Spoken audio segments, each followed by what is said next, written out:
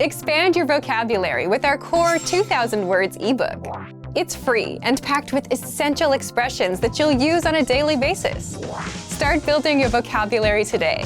Click the link in the description below to download your free English ebook before it's gone.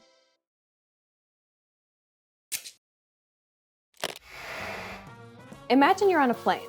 There's someone next to you. What do you say? Hi, Alicia here. Introducing yourself in English is easy. In this lesson, you're going to learn how with Gustavo and Henry, who meet on a plane. Gustavo's moving to New York. His family is going to join him later in the month. Henry is in the seat when Gustavo gets on the plane. Let's watch. Excuse me. Sorry about that. Hi, how do you do? I'm Gustavo. Nice to meet you, Gustavo. I'm Henry Edens. I'm sorry. Can you say that again, please? A bit slowly? Henry Edens. Henry Edens. That's it, but please call me Hank. Hank, nice to meet you. Now with subtitles. Excuse me. Sorry about that. Hi, how do you do? I'm Gustavo. Nice to meet you, Gustavo. I'm Henry Edens. I'm sorry. Can you say that again, please? A bit slowly? Henry Edens. Henry Edens. That's it, but please call me Hank. Hank, nice to meet you. Here are the key words from the scene.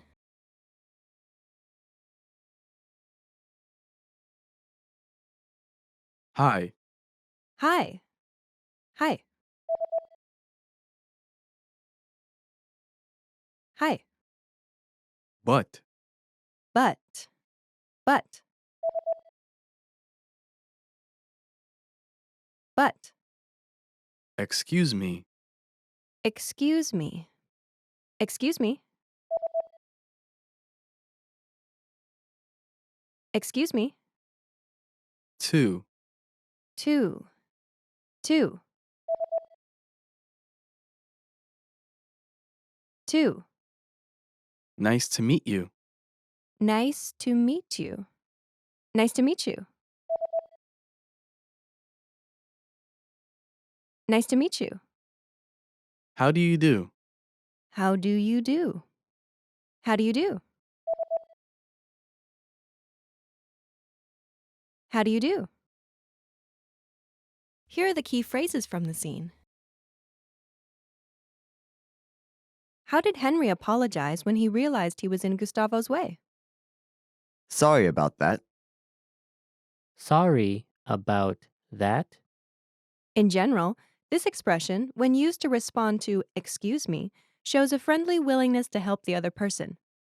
In this case, Henry wanted to show he was happy to move out of Gustavo's way. You can also use it to apologize for a small mistake, like bumping into someone on the street or blocking someone's way in the aisle of a supermarket. Now you try. Say Henry's line after Gustavo speaks. Excuse me.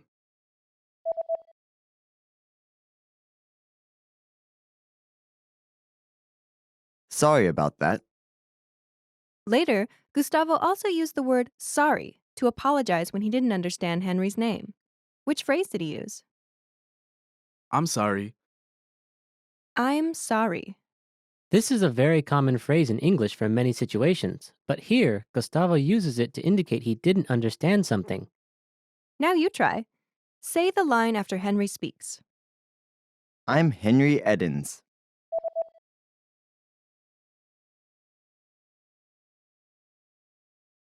I'm sorry. Because Gustavo did not understand something, he asked Henry to repeat what he said. To do this, what polite question did he use? Can you say that again, please? Can you say that again, please? In response, English speakers will usually repeat what they have said and will use the same words. Now you try. Ask the question after Gustavo says, I'm sorry. I'm sorry.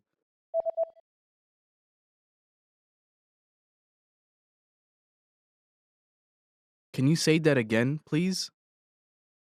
Gustavo also wanted Henry to speak more slowly. To do this, what does he ask? A bit slowly?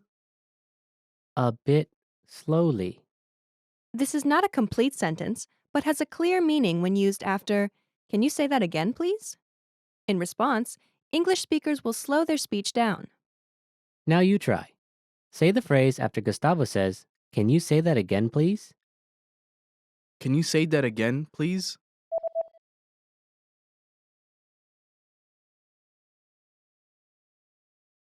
A bit slowly? After Gustavo said Henry's name, Henry confirmed he said it correctly. How did he do that? That's it. That's it. This is like saying, "That's correct." But since the situation was friendly, "That's it" sounded more natural. Now you try. Say the phrase after Gustavo says Henry's name correctly. Henry Edens.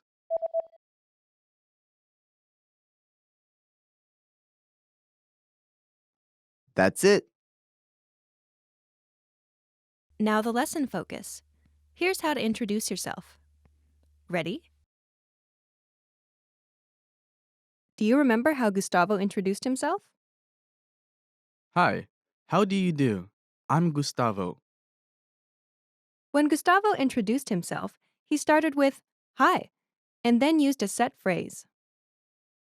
How do you do? How do you do? This is a polite expression people often use with an introduction. It sounds like a question, but it has no particular meaning, and there's no expectation the other person will try to answer it. Next, he says, I'm Gustavo. the first part of this sentence is a contraction of two words, I and am.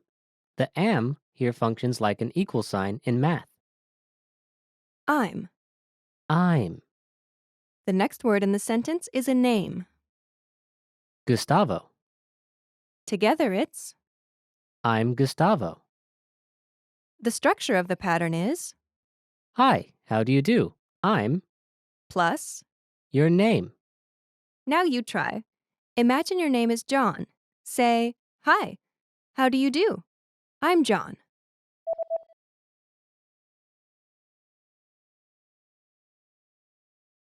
Hi, how do you do? I'm John. Now imagine your name is Eichel. Say, "Hi, how do you do? I'm Eichel."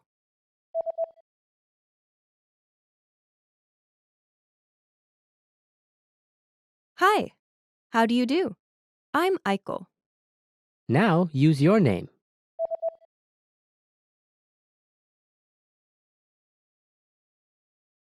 Okay, there are two additional things you need to know. First, there's a shortcut for giving your name. Just drop the I'm from the final sentence of the self-introduction. For example, if Gustavo just said, Hi, how do you do? Gustavo. Henry would have understood it was his name. This would be especially clear if Gustavo extended his hand for a handshake while saying this. In very casual situations, you can even drop the "Hi" and the "How do you do?" All that is left would be your name. The second thing you need to know is you can use I'm with just the first name or your first name and the last name together. I'm Henry Edens. Edens is Henry's family name. Using both your first name and your last name is a little more formal. It also gives you less privacy. For example, if people know both your first and last name, they can find you on the internet more easily. So it may be more common for strangers to say just their first name than people meeting in a more friendly environment. Next, you'll learn how to tell people to call you by a nickname, just like Henry did in the scene. But please call me Hank. But please, call me Hank. The first word in the sentence is. But. This word is not necessary, but it makes the transition to the rest of the sentence smoother. Henry uses this to introduce a new piece of information.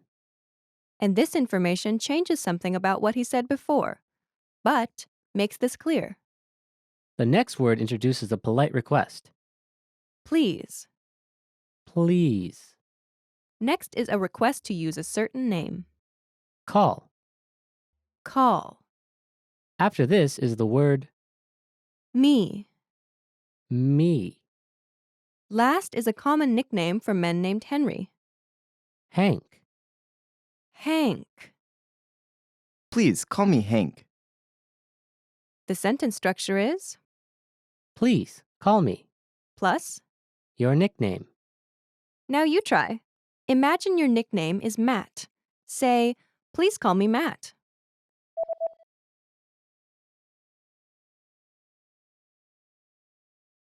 Please call me Matt. Now imagine your nickname is Lulu. Say, please call me Lulu.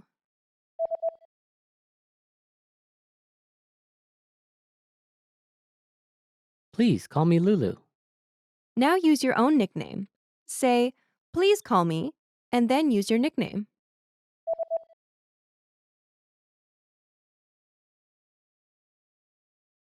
Finally, when you meet someone for the first time, it's polite to say a set phrase at the end.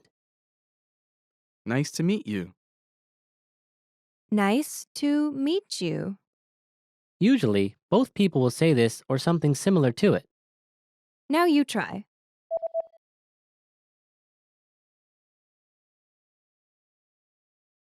Nice to meet you. Now it's time to practice your new ability. Let's practice. This is your chance to introduce yourself. Try to remember what you learned and practice by speaking aloud. It's your first day in the US, and you're meeting your new neighbor. Ready? Here we go. What's the first thing you say to someone you've just met?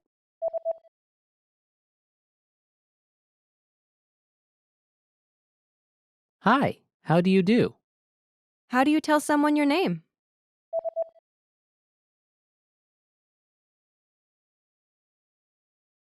I'm name. I'm Henry Edens. How do you tell someone your nickname?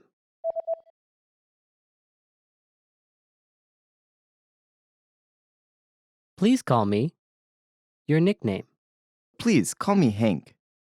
What's the last thing you say to someone you've just met?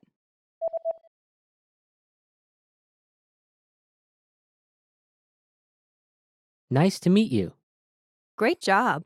You've just introduced yourself. You'll follow this same pattern many times, so be sure to practice it. Well done. Now, watch the scene one more time. After that, go and practice with all your American friends, or with us in the comments. Bye! Excuse me. Sorry about that. Hi, how do you do? I'm Gustavo. Nice to meet you, Gustavo. I'm Henry Edens. I'm sorry. Can you say that again, please? A bit slowly? Henry Edens. Henry Edens. That's it. But please call me Hank. Hank, nice to meet you.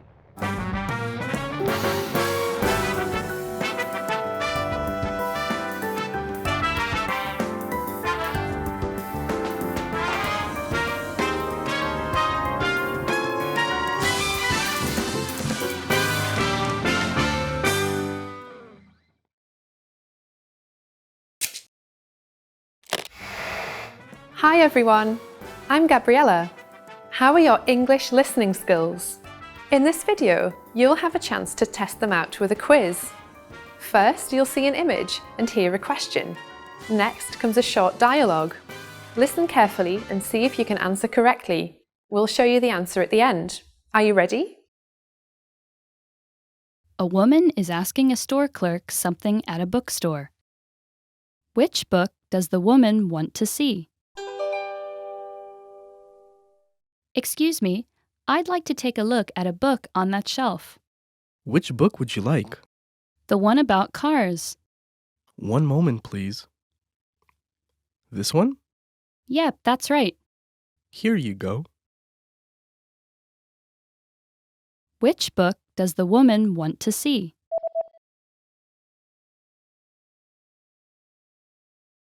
A woman is asking a store clerk something at a bookstore. Which book does the woman want to see? Excuse me, I'd like to take a look at a book on that shelf. Which book would you like? The one about cars. One moment, please. This one? Yep, that's right. Here you go. Did you get it right? I hope you learned something from this quiz. Let us know if you have any questions. See you next time.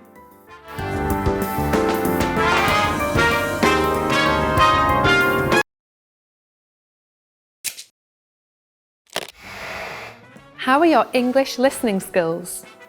First, you'll see an image and hear a question. Next comes a short dialogue. Listen carefully and see if you can answer correctly. We'll show you the answer at the end. A man and a woman are looking over a menu at a restaurant. What's the man going to order? What are you going to order? The pizza looks delicious. I think I'll go with that. I had pizza yesterday, so Okay then, what about the hamburger? sounds good. I'll go with that. What's the man going to order?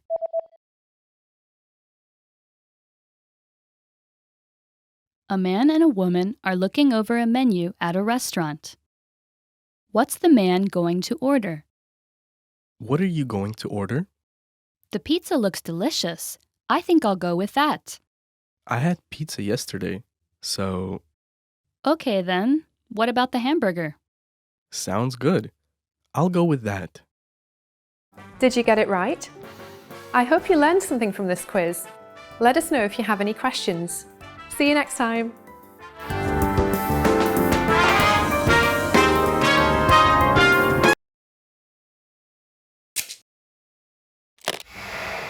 How are your English listening skills?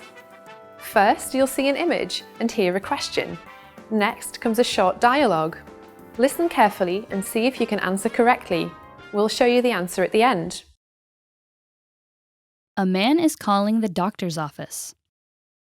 What time does he need to be at the doctor's office by?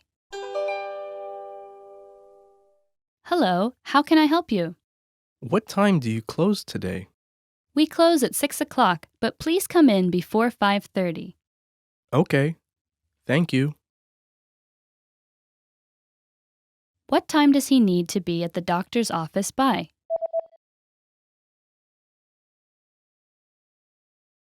A man is calling the doctor's office. What time does he need to be at the doctor's office by? Hello, how can I help you? What time do you close today? We close at 6 o'clock, but please come in before 5:30. Okay. Thank you. Did you get it right? I hope you learned something from this quiz. Let us know if you have any questions. See you next time.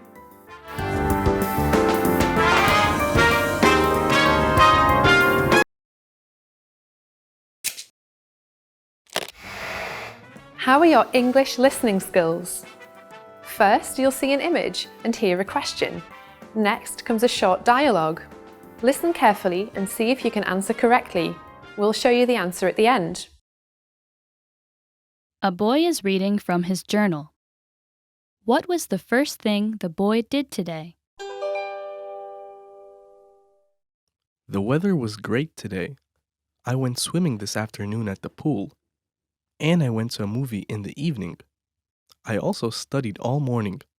Today wasn't bad.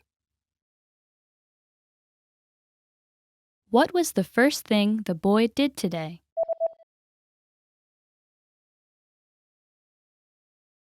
A boy is reading from his journal.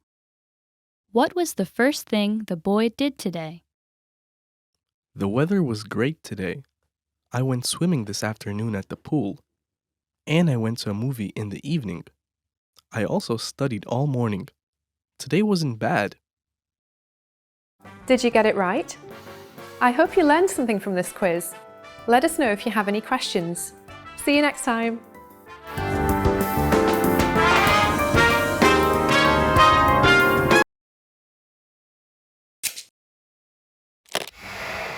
How are your English listening skills? First, you'll see an image and hear a question. Next comes a short dialogue. Listen carefully and see if you can answer correctly. We'll show you the answer at the end. A woman and a man are looking at a photograph. Which photo are they looking at? This is a photo of the soccer team your son is on, isn't it? Which one is your son? This one. Oh, he's the tallest one. Yep, he's even taller than the coach. Which photo are they looking at?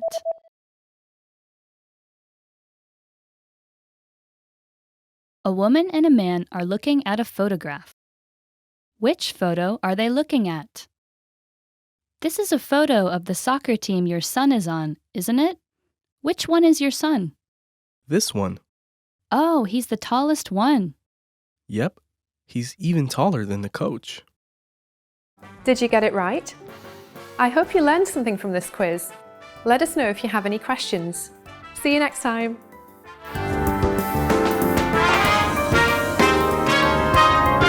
Hi everybody, my name is Alicia, and today we're going to be talking about the top 25 English phrases. So let's get started. The first phrase is hello. Hello, of course, is used as a greeting. You can greet your friends, you can greet your coworkers, your family with this phrase just by saying hello. Hey, hi, what's up? Hello. Sup? Yo. Pretty much any time of day you can use hello. Hello. The next phrase is good morning. Good morning is used as a greeting in the morning. You can kind of feel when morning ends for you. Good morning is nice and polite. Or even just morning with your close friends or close coworkers. The next phrase is good night. Good night is fine. We don't use this to greet other people. We use it when we're saying goodbye to other people at night. Family members, particularly mothers and fathers, to say good night to their children before they put them to bed. You can say it to your friend in a text message or in an email if you've been talking for a while. Good night. So the next word to talk about is goodbye. Use it when you say goodbye to your friends, when you leave your friends. Goodbye. Bye, of course. Take care. Have a nice day. Peace out. That's another way to say goodbye. Okay, the next phrase is I'm plus your name. Of course, this is a way to introduce yourself. You can use I'm, in my case, Alicia. I'm Alicia to introduce yourself in any situation. New friend, I'm Alicia. Okay, the next phrase is what's your name? What's your name is used to ask someone else what their name is. So, what is your name sounds a bit, try to use what's your name. If you forget someone's name, you can say sorry, what's your name? Or sorry, what's your name again? Next phrase is nice to meet you. Nice to meet you anytime you meet someone new. Nice to meet you is fine. Good to meet you is a little more casual. Great to meet you sounds very excited. Pleasure to meet you sounds like maybe a formal situation or a business context. Okay, the next phrase is how are you? How are you is just a friendly way to check in with the other person. You can use it with friends, your family, your coworkers, maybe even your boss to a certain degree. How are ya? How you doing? The next phrase is I'm fine, thanks. And you? If you saw English in 3 minutes, we talked a lot about this phrase. Instead of I'm fine, thank you, and you, say I'm good, thanks. How are you? Just shorten it, make it a little bit more natural. How are you? Good. How are you? Great. How are you? Not so good. How are you? Okay. And so on. So when someone says, how are you?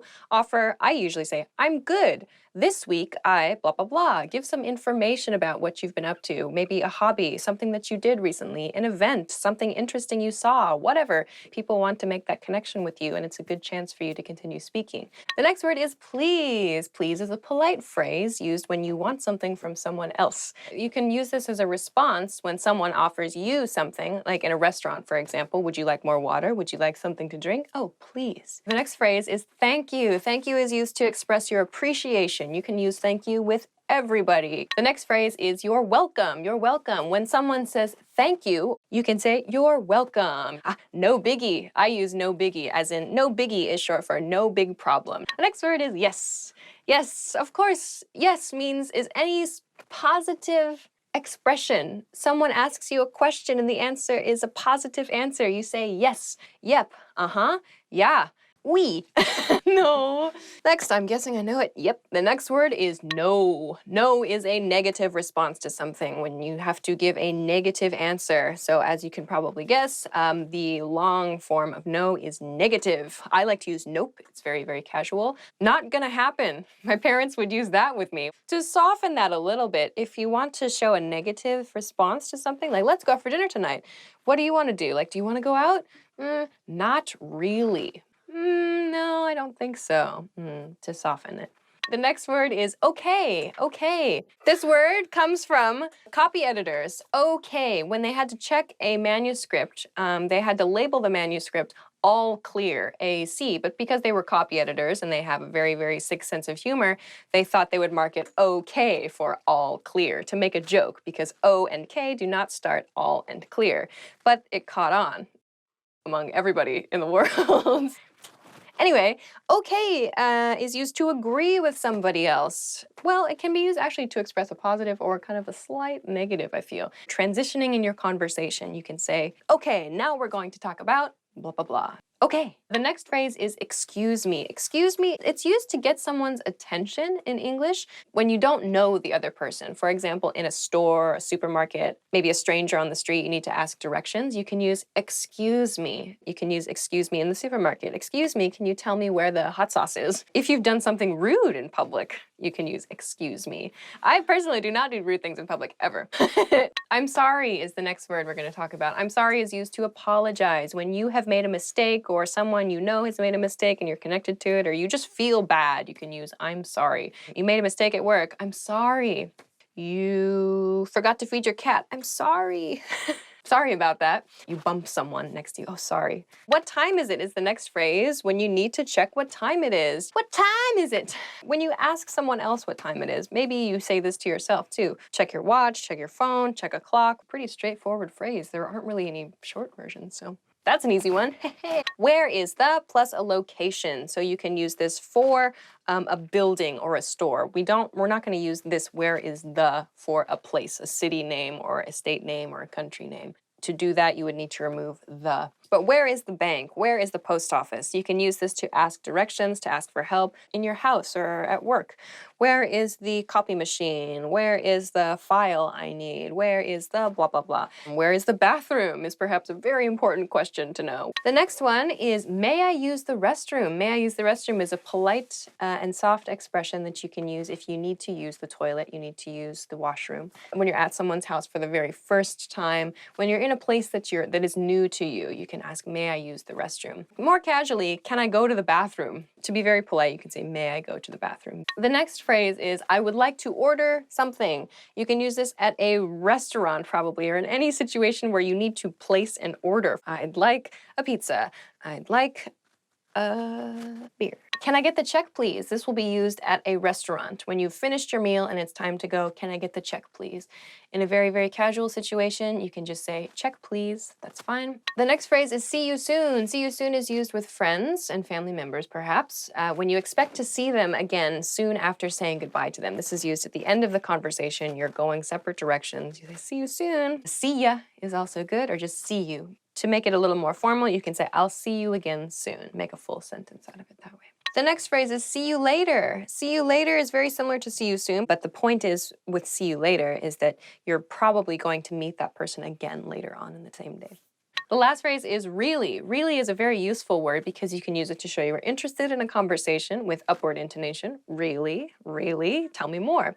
Or to show that you're not so interested in the conversation with downward intonation. Really. So there are many other words that you can use similar to really in this way, like seriously or oh, and so on. So it's a really good practice for your intonation. So those are 25 very common words and phrases in English. If you liked this video, if you liked this topic, please subscribe. I'm sure there'll be a button here somewhere or a button here, wherever. But please be sure to subscribe to our channel because we're going to be doing more videos like this, and we already have more videos like this, so please be sure to check them out. Thanks very much for watching, and we'll see you again soon. Bye. Really? Oh, interesting. Okay, I see. Great, fantastic, unbelievable. Gratitude, subjects. What are we having for dinner tonight? Pizza? Affirmative. I'll riff on that. I am Chris Hardwick.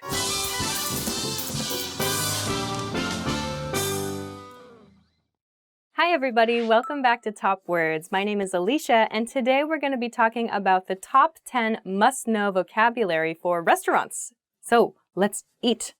Waiter. The first word is waiter. Waiter or waitress or wait staff. These are the people who bring you your food and take your orders. In a sentence, your waiter will be with you in a moment.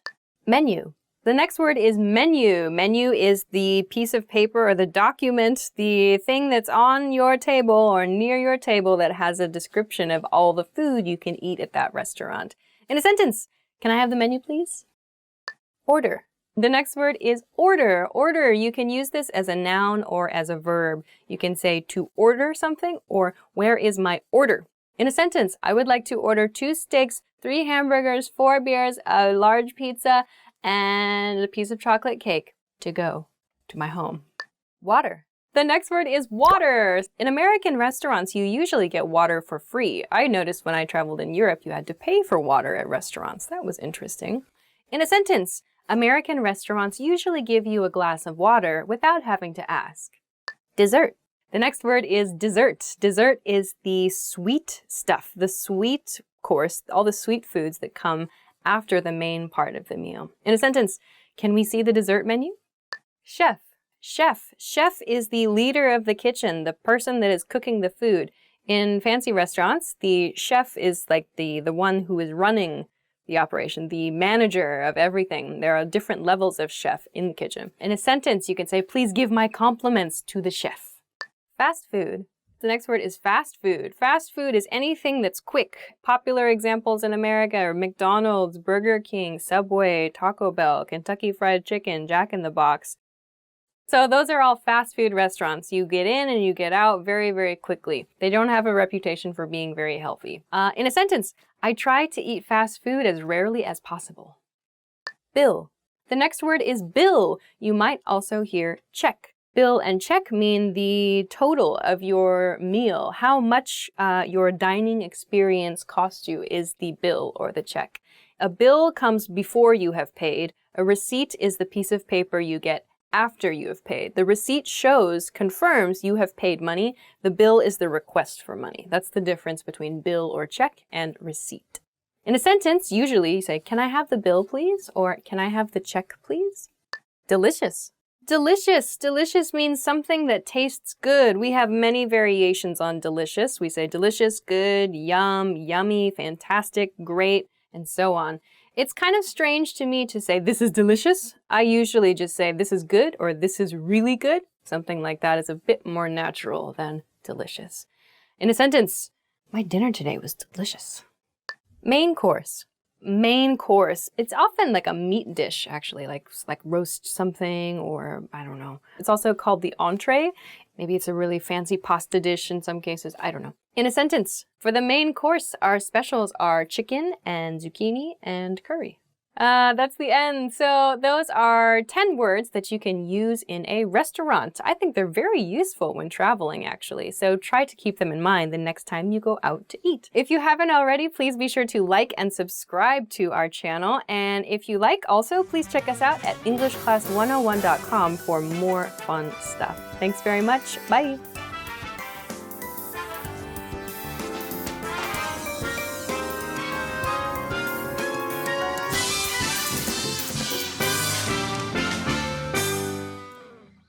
Hi everyone, I'm Bridget and welcome to today's lesson.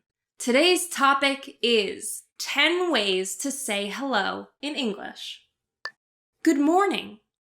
Good morning is the first thing you say to someone when you see them in the morning. Good morning, sir. Would you like a cup of coffee? Good morning. Could I please get some orange juice? Good morning. I'm still tired from the night before. Hello. Hello is the most common greeting you'll hear, that and hi. Hello is a polite, nice way to greet someone when you see them. Hello. Everyone says it, you cannot go wrong saying hello. Hello can be used at any time of the day, no matter whether it's morning or at night or at 4 a.m. When you see someone, you can say hello and it will still be appropriate. Long time no see. Long time no see. It's not necessarily grammatically correct, but it's a saying that we have. Hey, long time no see. What it means is that you haven't seen that person in a long time. So it literally means long time no see. Long time no see is something you say to someone when you haven't seen them in a while. Hey, John. Long time no see. How are the wife and kids? How have you been? Hey, how have you been? I haven't seen you in a long time. How have you been is asking someone how they're doing and how they've been for the past however long if you haven't seen them in a while. You might say, hey, long time no see. How have you been? How have you been? That's past tense. It implies that you haven't seen them in a while and you want to hear about how they are and how they've been for all of that time that you haven't seen them. Hey, long time no see. How have you been? How are you? How are you means how are you doing? How are you feeling? How is everything?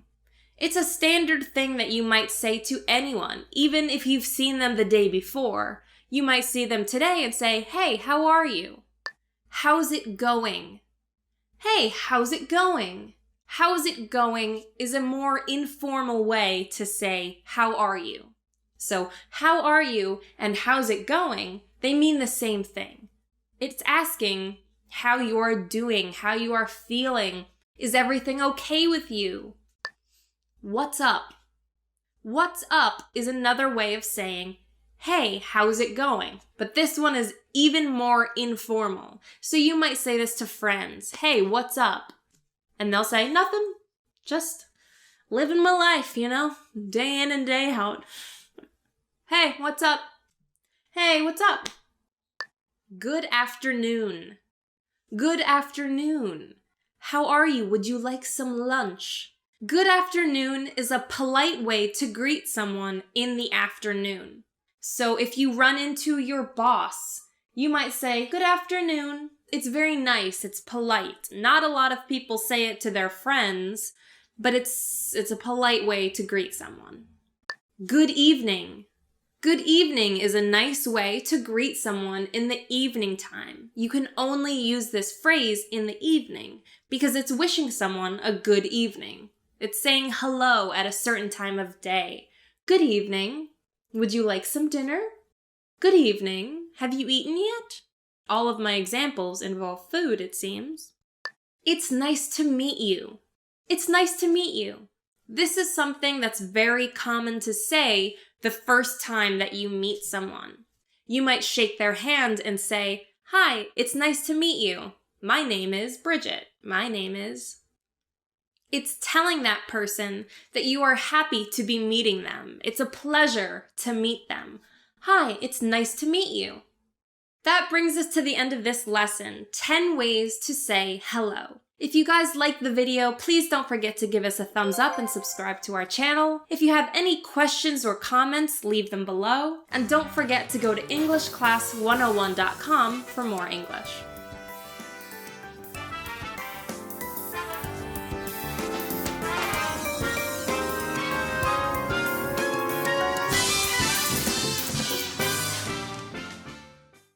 Hi everyone, I'm Bridget and welcome to today's lesson. The topic for this lesson is 10 phrases to survive at the station. Let's get started. I'd like to go to. I'd like to go to. I'd like to go to this hotel. When you tell someone, I'd like to go to this town, the person selling you a ticket will be able to tell you which train you need to take to get there. I'd like to go to means this is the destination I want. How do I get there? Is this the right platform for? Is this the right platform for? Is this the right platform for the train to Greenwich? A platform is where you wait for a train to pull up. So if you're on a platform and you aren't sure if you're on the right one for the train you need, you might ask someone else who's standing there, excuse me, is this the right platform for the train to Greenwich? And they will tell you if you're in the right place. What time is the last train? What time is the last train to San Francisco?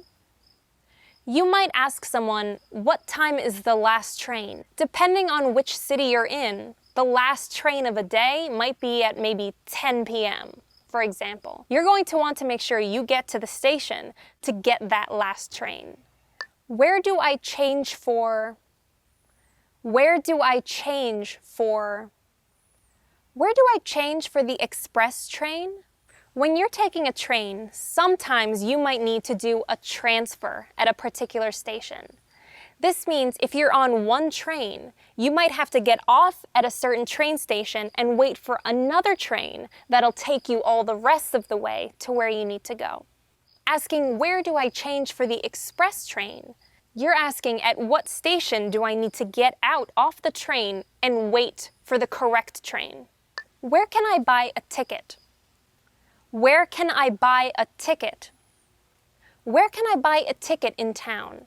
You should ask where to buy a ticket so you know whether you need to purchase your ticket on the train itself or if you need to go up to a kiosk and buy your ticket there. It's always important to know ahead of time where to buy your ticket because you don't want to get on a train and find out you were supposed to buy your ticket at the station. How much is it to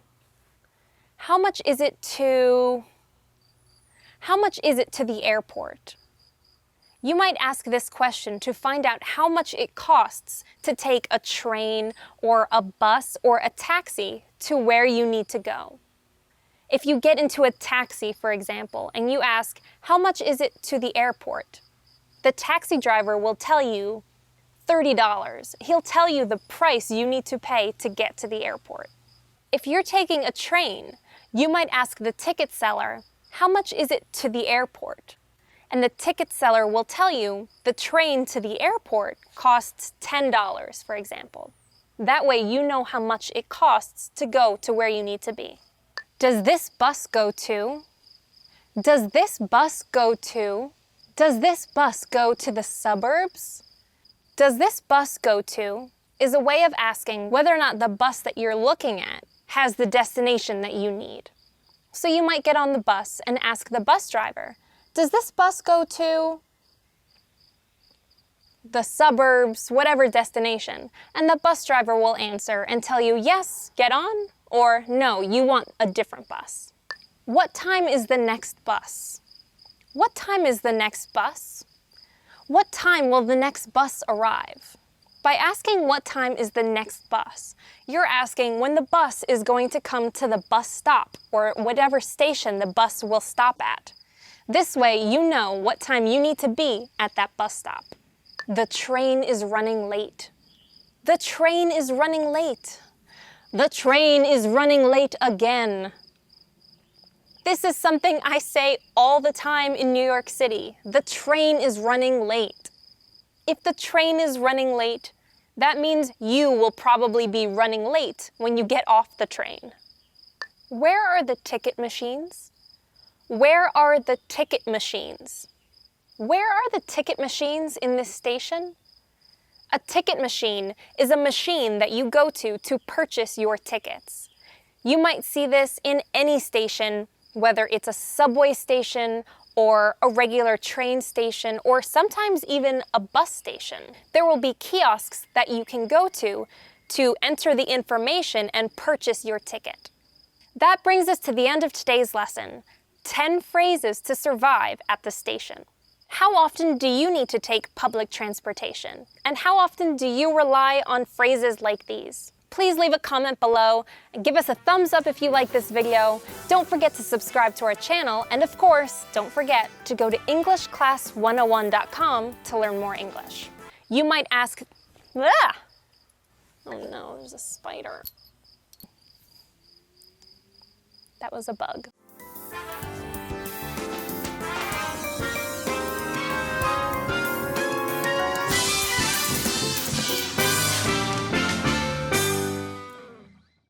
Hi everyone, my name is Bridget and welcome to today's lesson. The topic for this lesson is Top 10 Must-Know Prepositions and Conjunctions for English Learners. Let's get started. To. I threw the ball to my dad. To is sort of directional. It's saying that it's going towards something. I wrote a letter to my mother. I went to the mall. I went to the park. My mom asked me to go to the store to buy some bread. To a destination, to a person. From is the opposite of to. From implies where it's coming from, the place of origin. So if I'm going to the mall, I'm coming from my house. This letter is from my daughter. From. How long does it take you to get from your house to your job? To and from. They go together. With. It means together with something. I am at the movies with my friend. I went out to eat with my friends. I go shopping with my boyfriend. With means you are together with something. I like to have grilled cheese with tomatoes on it. I'm here with my book. At. At is a very short word. I always go to bed at 11 o'clock, if I'm lucky. I usually go to bed at around 1 in the morning, unfortunately. I get very little sleep. At specifies a time or a place. Let's go to the movies at 2 in the afternoon. I'm at home right now. Where are you? We decided to meet at the beach. It's a pinpoint of time or location. In means you are inside of something or in the middle of something. It means being immersed in something. I am in bed right now. The cat is in the box. The child is in the tree. The plane is in the sky. I graduated school in 2019. In. On. I left the book on my desk. On means on top of. I like ketchup on my fries. So that means my French fries are here and I like to put ketchup on them. The man is on the roof. The car is on the street. The motorcycle is on my nerves.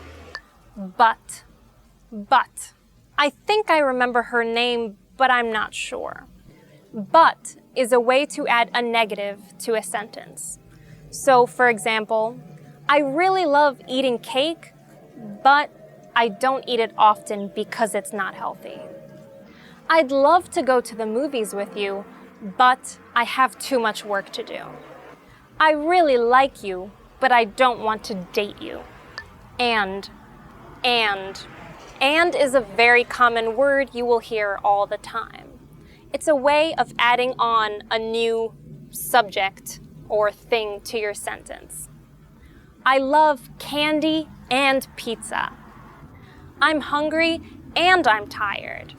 My friend moved to Spain and I moved to Canada. I love playing outside and I love being inside.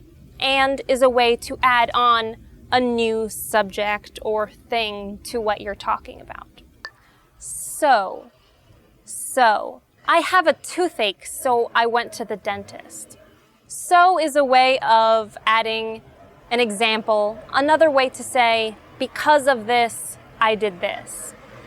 You say something, and then you add so, and then what follows is the effect. So there's the cause, so the effect. So, I was feeling very hungry, so I had some pizza. This video is going to be pizza themed, everyone, apparently. I was really tired, so I took a nap. I was in the mood for some adventure, so I got on an airplane and flew to Mexico. That sounds nice. Or is a way of presenting a choice. So for example, you can either have pizza or you can have candy. I don't know if I should go to the movies or if I should go to the mall. Which color do you like better, red or green? It presents differences of choice. So that brings us to the end of today's lesson. Top 10 must-know conjunctions and prepositions for English learners. If you guys have any questions or comments, post them below. Don't forget to give us a thumbs up and subscribe to our channel. And don't forget to go to EnglishClass101.com to learn more English. Cars are everywhere. People are crazy, so I'm going to go inside to film the next video. La la la. It's all good in the hood, guys. Don't worry about a thing.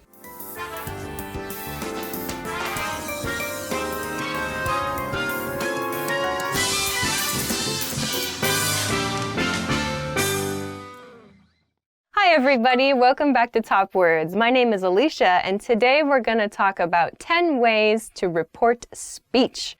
Let's go. Say. The first word is say. Say as a verb. Say is a very neutral word you can use to report someone's speech, to explain something someone said in the past. So for example, he said the barbecue was canceled. Just a simple, neutral report. Tell. The next verb is tell. Tell is used when one person is giving information to another, to tell someone something they did not know before. Don't say, tell me your phone number, that's weird, but like, can you tell me where the station is? Can you tell me where to buy a hamburger? Can you tell me where to pick up my new car? Like, so giving someone information they don't know, or on the other hand, explaining something one way to another person. So don't tell me what I can't do is a very good Lost reference if you've ever watched Lost. So tell. Another example sentence, my boss told me I was doing a good job. Speak. The next one is speak. Speak.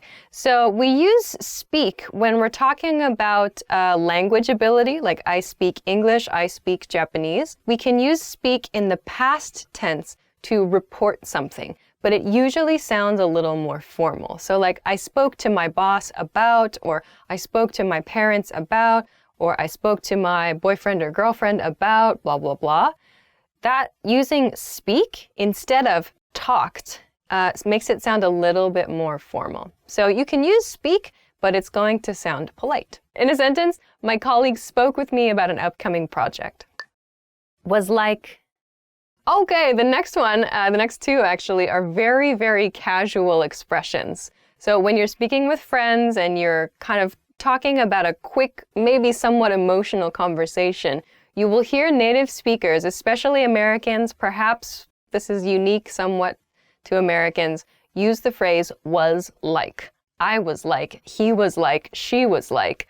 This is a very casual way to report speech. And you'll hear it often very, very quickly together. So someone will say, I was like, what? And then she was like, no. And then I was like, yeah. That's the kind of pattern you'll hear it in. Very, very quick ways to report speech, but the subject changes. I was like, he was like, she was like, we were like. This is a way to share what happens quickly. Instead of I said, he said, she said, which might sound a little too formal, we can use I was like, he was like to do that instead. So this is a really fun one. And if you can use this naturally, I think that it'll really help you sound more natural too. So in a sentence, and then he was like, I love that movie, was all. The next one is also similar to was like. We have the expression was all. So was all, don't worry about all. All does not have the meaning of the whole of something or a complete something. Instead, was all, this set phrase, is used to report speech. Usually this one is used when there's some kind of emotional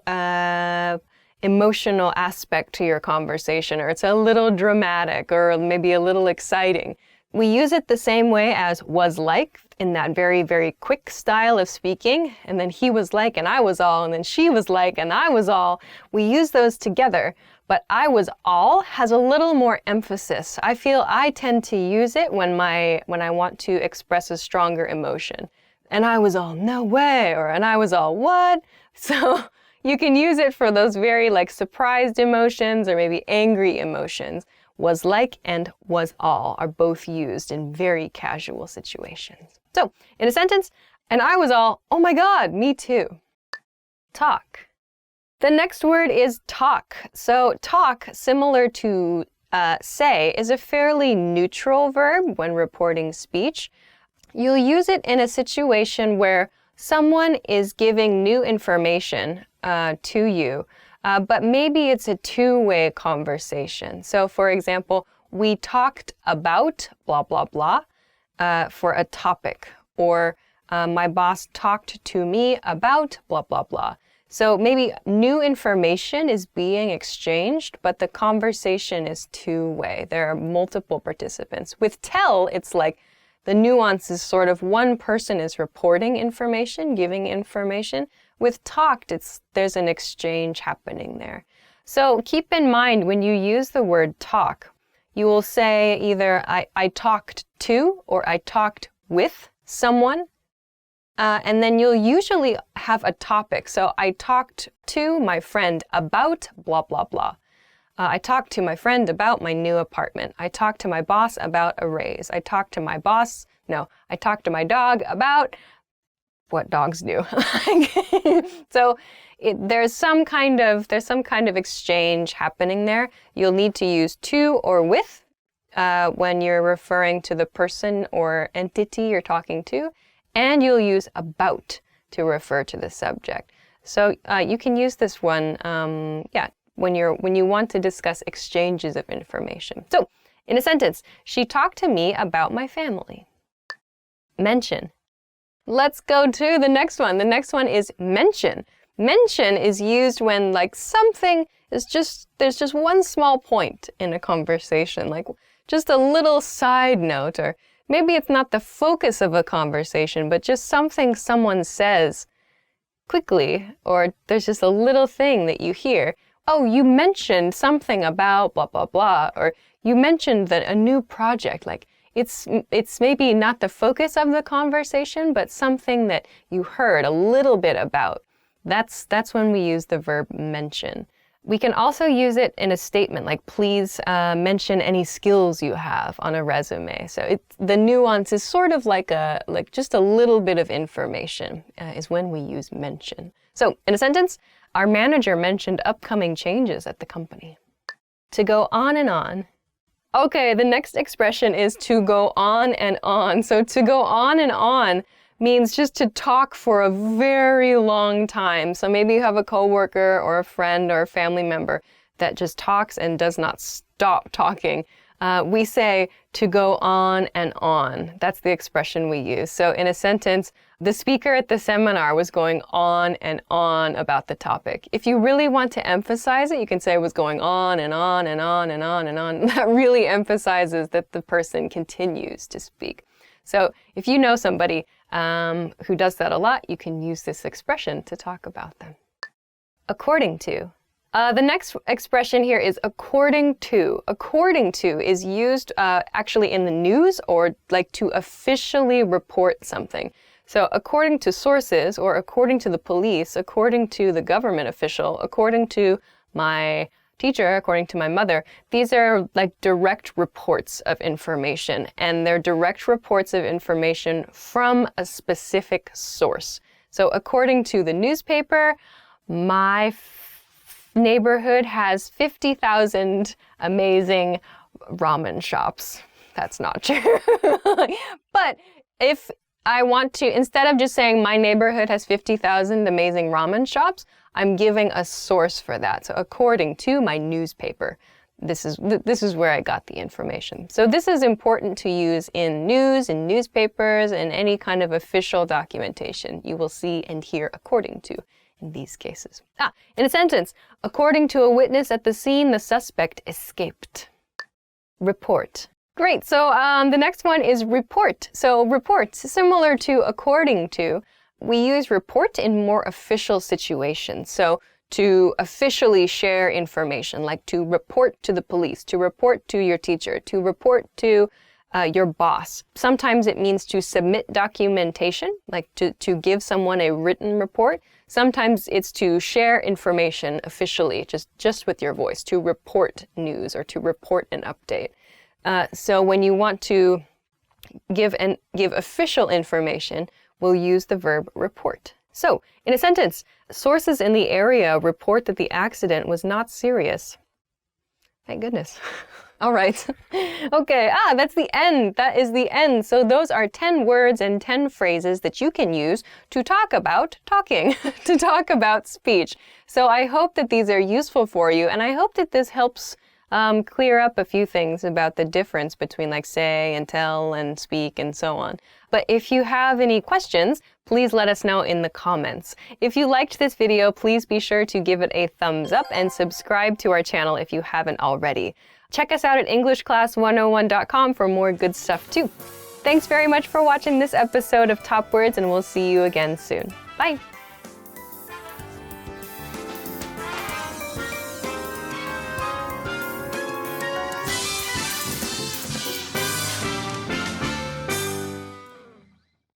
Hi everyone, I'm Christine from EnglishClass101.com. In this video, we'll be talking about how to curse like an English native speaker. Piss, a slang term for urine. For example, don't piss your pants. You can say this when you're really scared or anxious. For example, if you're about to go on stage to make a speech or perform, someone can say, don't piss your pants. You can do it. Pissed off, to be really angry. When I'm angry, I can say, hey, I'm really pissed off at you right now. Why did you do that for? Loser, used to describe an uncool person. In high school, my friends and I would use this a lot, and we would say, hey loser, how's it going? Idiot, used to insult people by saying they're not intelligent. Of all the mean things that you can say, this is on the lighter side, but people still use it. Shoot. This is used to show disappointment or frustration without using a stronger curse word. Shoot, I spilled my coffee. Shut up. You can use this when you want them to be quiet, or there's something surprising that you just heard. You can say, shut up, no way. Ticked off, to be really angry. You can say this with pissed off. So this is actually an older term. Not many people use this as much anymore because most people actually just use pissed off. Fool. This is similar to saying someone is like a clown. You can say, you're acting like a fool right now. Jerk. This is a light insult used to describe someone who is mean. For example, if there's someone bullying another person, that person is being a jerk. Wimp. This means someone who isn't strong. There is a movie out right now called Diary of a Wimpy Kid. Have you seen it? Have you not? I haven't yet. So how was it? If you have any more questions, please leave a comment below. See you next time.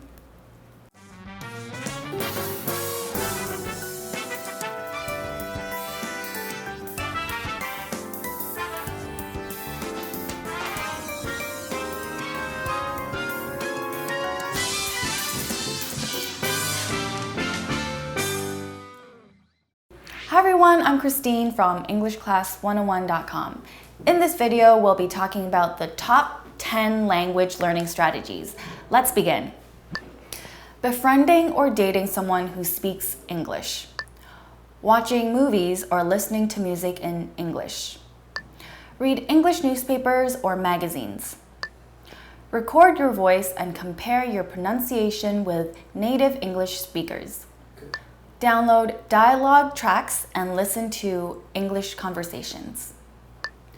Repeat the phrases that you hear out loud again and again. Review all the lessons on EnglishClass101.com to master them completely. Read lines slowly at first, then reread and increase your speed. Set small and measurable learning goals with your personal deadlines. Try harder lessons to challenge yourself and improve faster. How was it? If you have any more questions, please leave a comment below. See you next time!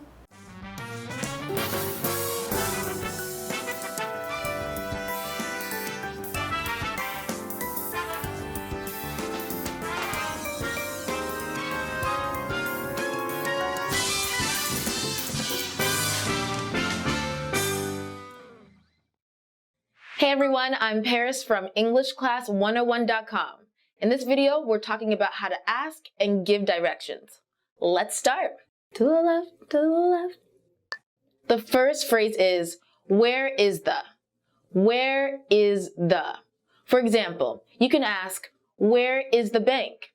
This can be used to ask for a general location or detailed directions. Don't be surprised if you only receive basic information. For example, next to the grocery store. The next phrase is, I need to go to the. I need to go to the.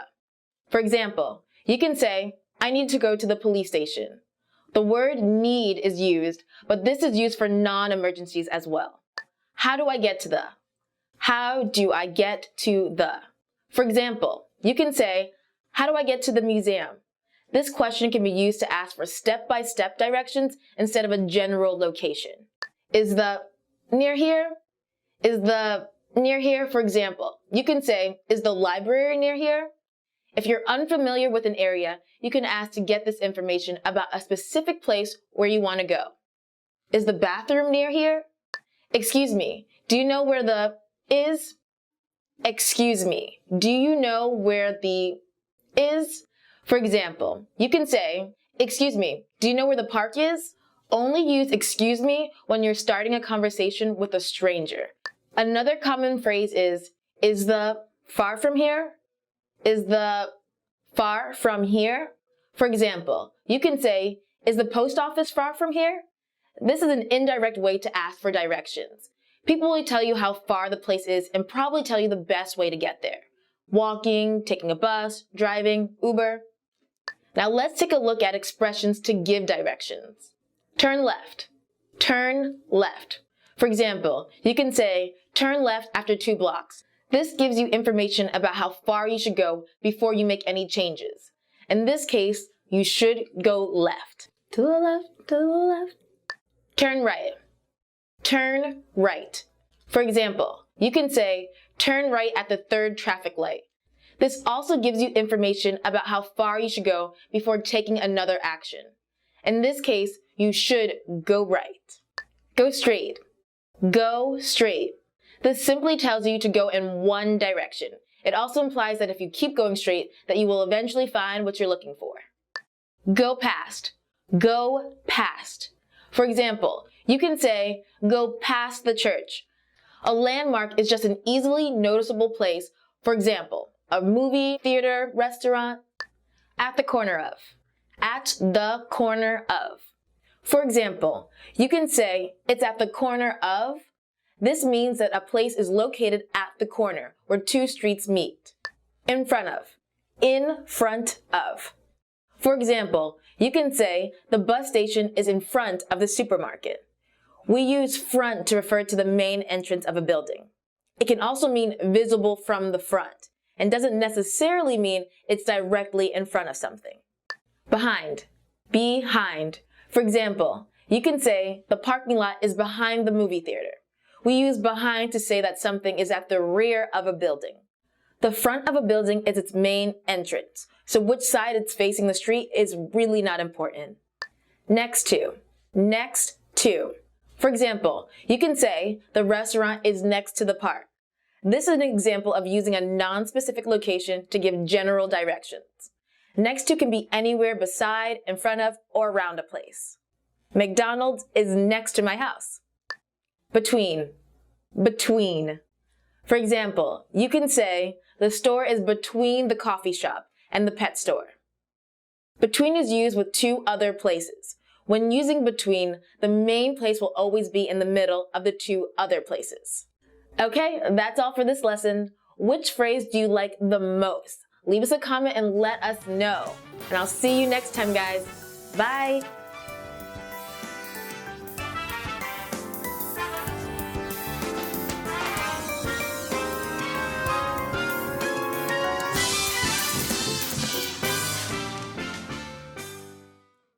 Hey everyone, I'm Paris from EnglishClass101.com. In this video, we'll be talking about 10 words you need to know at the airport. Let's go. Terminal. Terminal. A terminal is the place where a plane stops to collect or drop off passengers. For example, you can say, the plane will pull into the terminal so we can exit. Or the terminal will get changed 10 times so you'll miss your flight. Luggage pickup. Luggage pickup. This is the place at an airport where you get your luggage after your flight. For example, you can say, the luggage pickup area is busy. Sometimes you can also see baggage claim instead of luggage pickup. Then we have plane ticket. Plane ticket. You need to keep your plane ticket with you at all times when you're at the airport. At the airport, this will be called a boarding pass. For example, you can say, I purchased my plane ticket online, so you do not need that boarding pass anymore. I don't want to see those boarding passes. The next word is flight. Flight. A flight is another name for a plane that goes to a certain destination. For example, you might hear, this flight goes to New York. You can say, the flight will leave in 1 hour. Or you can say, the flight will leave in 10 hours because it's been delayed. Next word is board. Board. This verb means to get on a plane, boat, etc. For example, you can say, we need to hurry to get on board on time. Boarding gate. Boarding gate. A boarding gate is the place where you go to get on your flight. Usually there's a gate number to help you find your gate. For example, you can say, I couldn't find my boarding gate. Or the boarding gate will be closing and they'll say, Paris. Delayed. Delayed. If a flight or train is delayed, it means that it will leave later than expected. For example, you can say, the train departure will be delayed for 20 minutes. It's always the worst when your plane or train is delayed. Take off. Take off. When something starts to fly, especially in an airplane, we say that it's taking off. For example, you can say, the plane will take off in 20 minutes. The next word is land. Land. When something descends and touches the ground after flying, we say that it lands. For example, you can say, the plane will land at the airport at 10 o'clock. The next word is reservation. Reservation. A reservation is used when you made arrangements in advance for something, such as a restaurant, hotel, a tour, etc.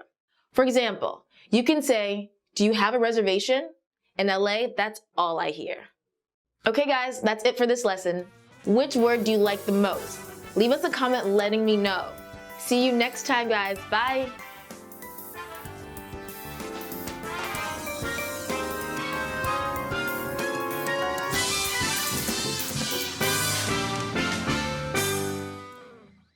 Want to finally start speaking in your target language? In this guide, you'll discover the top 7 ways to practice speaking on your own with our lessons. Let's begin.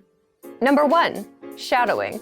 Shadowing is a proven learning technique where all you do is repeat what you hear in order to practice speaking.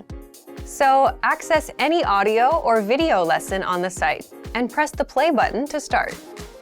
Then, as you listen or watch, just repeat the conversations. Or, even easier, read along out loud with the dialogue section. The script is right there in front of you. With our lessons, you can master entire conversations, just like that. Number 2, read out loud. I just mentioned it, but reading out loud is another powerful tactic and deserves its own mention.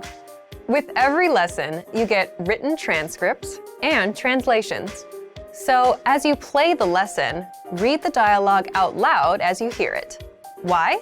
By reading out loud, you're also practicing your speaking skills. You can do this with the lesson notes, the lesson transcript, or the dialogue tool. With the dialogue tool, you can listen to each line again and again, and repeat out loud until you master them all. Number 3, speed up your reading to speed up your speaking. Being able to speak without thinking is a sign of language mastery. If you're talking to a native and can respond quickly, they'll assume that you're fairly fluent. How can you do this? When you read out loud, try increasing your speed a little bit every time. So, start by reading with the dialogue tool. If you're like most learners, you'll read the first line slowly. That's because you're still getting used to the words, which is okay. Reread it. On your second try, you know most of the words, and you'll read a little faster. Reread it again. On your third try, you'll be even faster, at a native speaker's speed. And being able to read these phrases out loud and fast will help you speak fast. Number 4, Record and compare yourself with native speakers. In order to sound like a native speaker, you must imitate native speakers. So here's how. Access the voice recorder, which is in the Dialogue Study tool in every lesson. Click on the microphone icon. Listen to the native speaker's audio, and then record yourself. You can then compare the two recordings side by side, and practice and try again and again until you perfect your pronunciation. Number 5, get feedback from our Premium Plus teacher. If you're learning by yourself and don't have access to real teachers, then you can always get feedback from our Premium Plus teachers. With the My Teacher tool, you can record yourself speaking and send the audio file to the teacher. They'll review it and tell you what to improve and how. That's it. Number 6, level up your speaking with Premium Plus assignments. With Premium Plus, you can also get assignments that cover reading, writing, listening, and even speaking from your teacher. These assignments can be tailored to your goals and needs. You get a new one every week, or anytime you're ready for a new one. Number 7, get even more lessons in the lesson library. If you want even more lessons on speaking and conversations, visit our lesson library and under Category, choose Conversation. You'll get all of the pathways and lessons that are focused on speaking. If you enjoyed these tips, hit the like button, share it with anyone who's trying to learn a language, and subscribe to our channel. We release new videos every week. And if you're ready to finally learn language the fast, fun, and easy way, and start speaking from your very first lesson, get our complete learning program. Sign up for your free lifetime account right now. Click the link in the description. I'll see you next time. Bye! Let's go, begin. Hi everybody and welcome back to Top Words. My name is Alicia and today we're going to talk about 10 words for talking about space. Planet. The first word is planet. Planet. So planets are those really, really big things that we have in our solar system. Now there are officially 8 because Pluto is no longer considered a planet. In my example sentence, Pluto used to be considered a planet. Star. The next word is star. Star. So stars are those very, very bright objects that you can see in the sky sometimes at night. The closest star to us is the sun. The sun is a star, and we can see a lot of other stars if we look up into the night sky sometimes. In a sentence, it's hard to see stars from big cities. Solar system. The next expression is solar system. Solar system. So solar system, in our case here on planet Earth, refers to the system of planets and objects which are near our star. So our solar system, now there are 8 planets in our solar system. Used to be 9 planets, sorry again, Pluto. 8 planets in our solar system, and then we can talk about other objects which maybe enter our solar system, like comets, for example, or a meteor, or some other events might happen in space within our solar system. So our solar system is the area surrounding our sun and our planets that we know of. In a sentence, Mercury is part of our solar system. Comet. The next expression is comet. A comet is actually an icy body that is slightly melting and then releasing gases. So that's what produces that look, a comet. Okay, in a sentence, comets are really cool. Meteor. All right, so yes, the next word is meteor, meteor, or just meteor. So essentially, meteors are different from comets because comets are made of ice. Meteors, however, are made of rock. So these are 2 different kinds of objects that move around in space. In a sentence, lots of meteors burn up before they pass through the atmosphere. Meteorite. The next word is meteorite, meteorite. So this is an important distinction that many people don't know about, actually. This drives me crazy too. So a meteor is the space rock. It's in space or it's in the atmosphere. A meteorite, however, is the rock if the meteor makes it, if the meteor can pass through the Earth's atmosphere and fall to the surface of the Earth. That rock then is called a meteorite. So in space, in the atmosphere, it's a meteor. When it falls to Earth, it is a meteorite. That becomes a meteorite when it hits the Earth. So, fun facts. Okay, that's the difference between the 2. In a sentence, have you ever seen a meteorite? Supernova. Supernova, supernova. So the explosion of a star is a huge event. A supernova is the name of it. So the star explodes, and that's what we call it. It's called a supernova, a star explosion. In a sentence, supernovas must be incredible things. Black hole. All right, the next expression is black hole. Black hole. Black holes are the subject of a lot of study. They have intense gravitational pull, so meaning they have very strong gravity. Black holes will pull other objects into them. It is said that time stops in a black hole, or if you get too close to a black hole, if you get too close to the event horizon of a black hole, you yourself will be pulled into that hole too. It's pretty crazy. So the event horizon is the point at which there's no turning back from, you can't escape essentially the gravitational pull of a black hole once you're within the event horizon of that space. It's crazy. You're done for.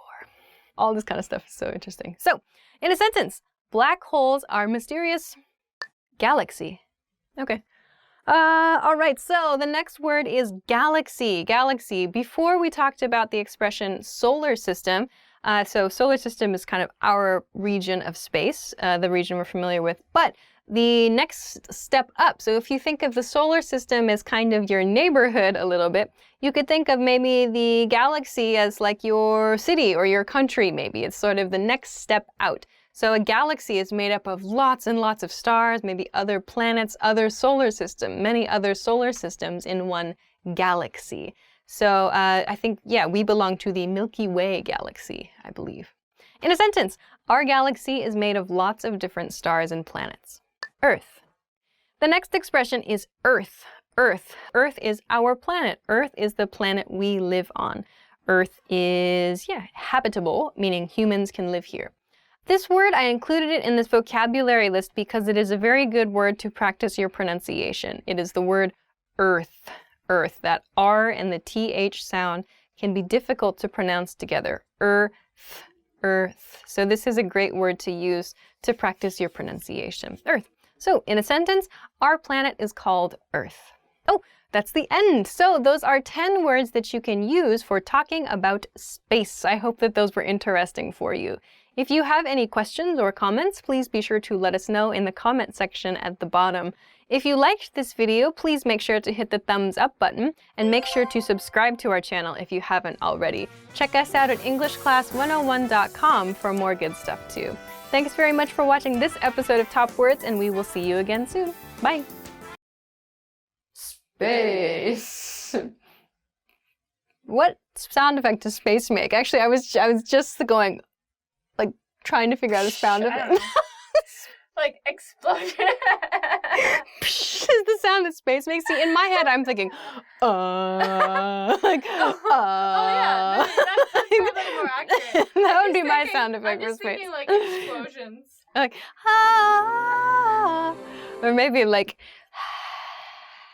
maybe silence is the best sound effect for space.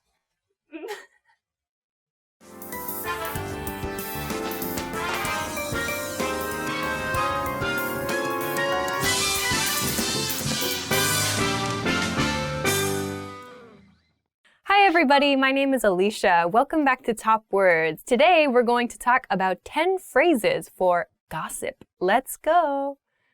Oh my God. So the first phrase is, oh my God, so. So, oh my God, so is an introductory phrase you can use to start your topic with a surprise factor. So you say, oh my God, and then so is your transition phrase. So for example, oh my God, so I have to tell you about this movie I saw. Or, oh my God, so I saw my neighbor in the shopping mall this morning. Or, oh my God, so did you see my new dog?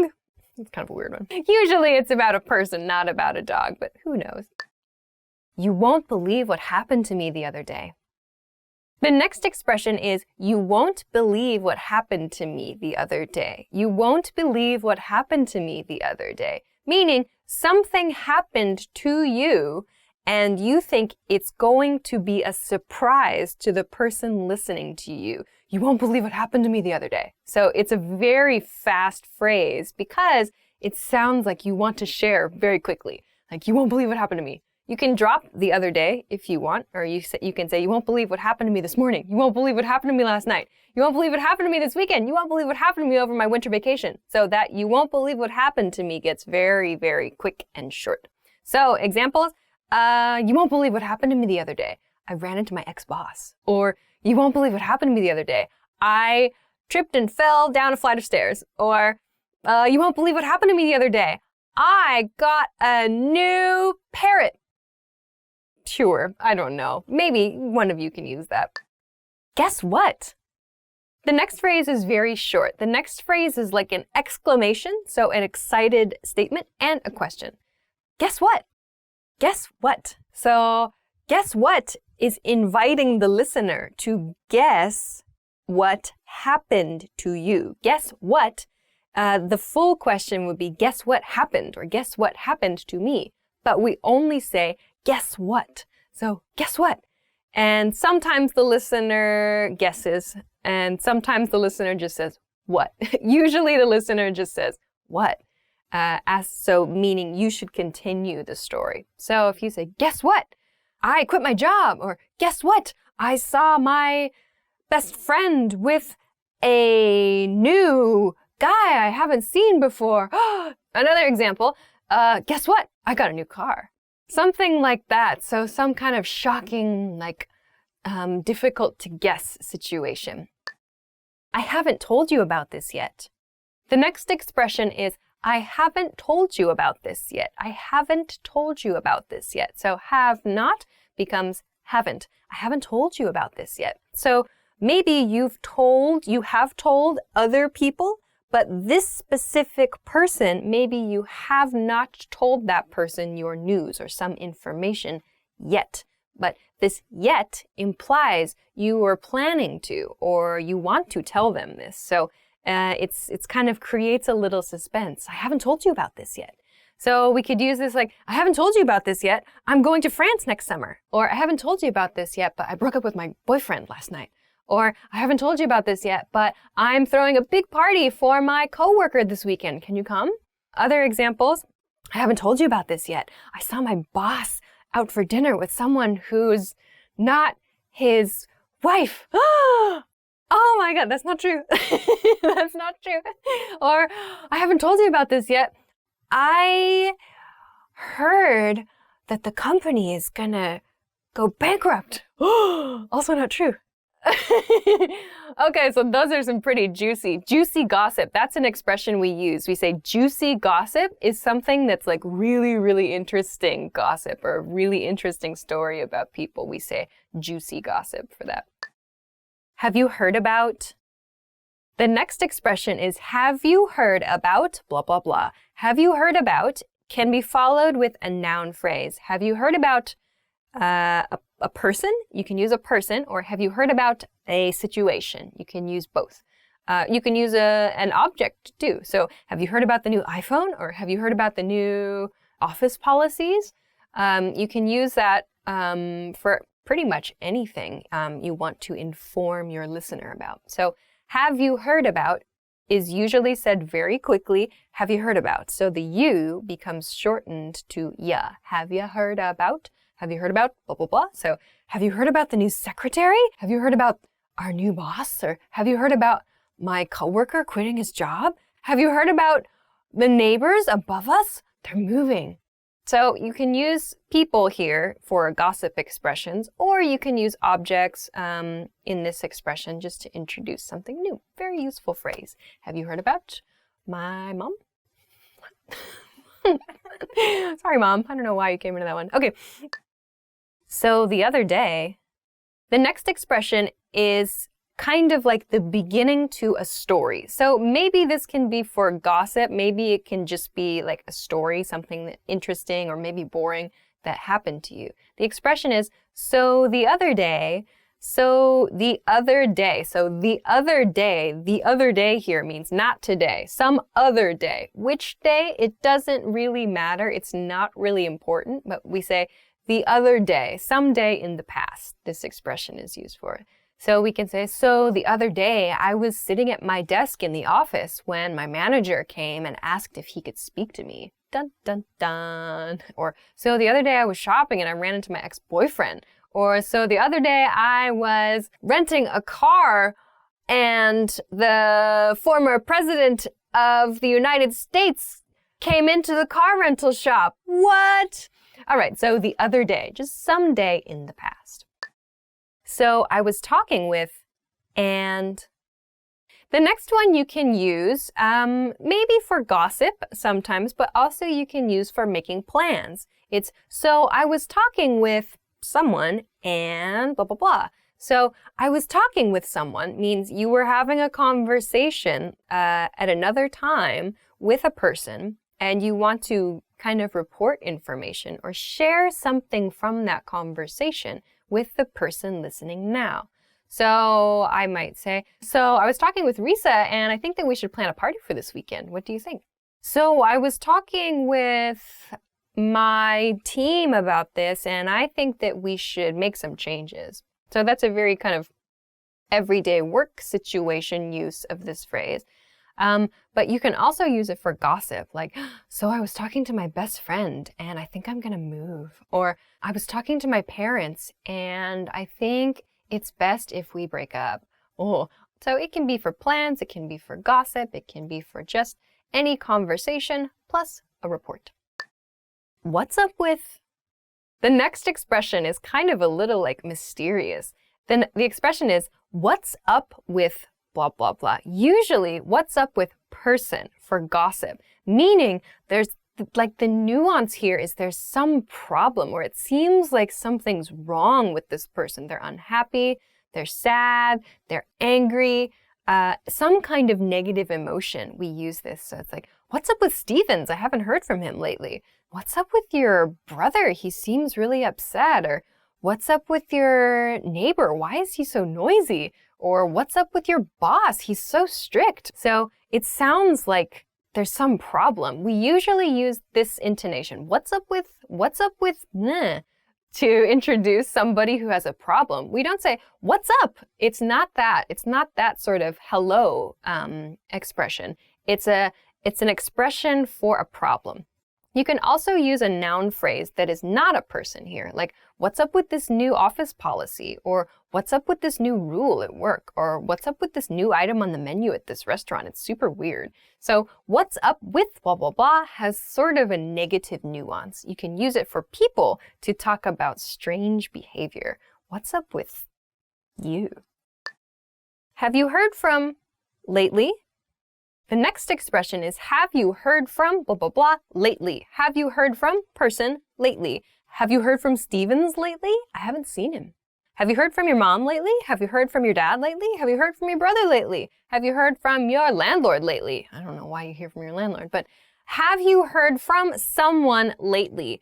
There is sort of a little bit of an expectation that you are in contact with the person involved in this sentence. Like you have some relationship. Maybe it's a family relationship, romantic relationship, professional relationship. There's some relationship with this person. And lately is like, have you heard from them recently, lately, in the last few days, in the last few weeks?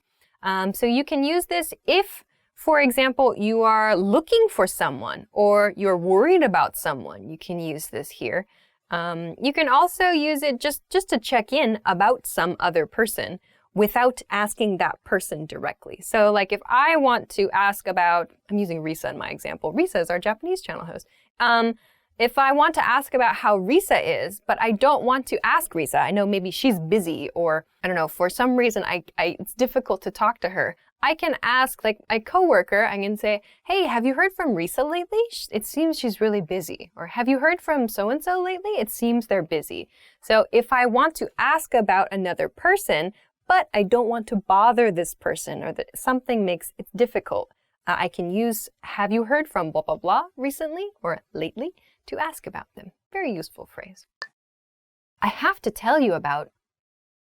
Next expression. The next expression is I have to tell you about blah, blah, blah. I have to tell you. So have to becomes have to. I have to tell you about. has a nice sound. I have to tell you about blah, blah, blah. Or I have to tell you about something. So I have to tell you about my weekend. I have to tell you about Stevens. I have to tell you about my mom. I have to tell you about my boyfriend. I have to tell you about my girlfriend. Whatever it is, some person used at the end of this sentence creates a nuance, like there's exciting news about that person. Or I have to tell you about this thing that happened. You can use a situation at the end of the sentence too, but you're using I have to at the beginning of the sentence. So that sounds like it's really important. Like I feel it's so important. It's my responsibility to tell you because this is so exciting. Of course, you can use this in more boring situations as well. Like I have to tell you about the new office policy. You can use it in that way with a very flat intonation, but for gossip purposes, use I have to tell you about blah, blah, blah. That sounds really good. So what do you have to tell somebody about? I have to tell you about this new idea I have for a business. Or I have to tell you about what happened to me last night.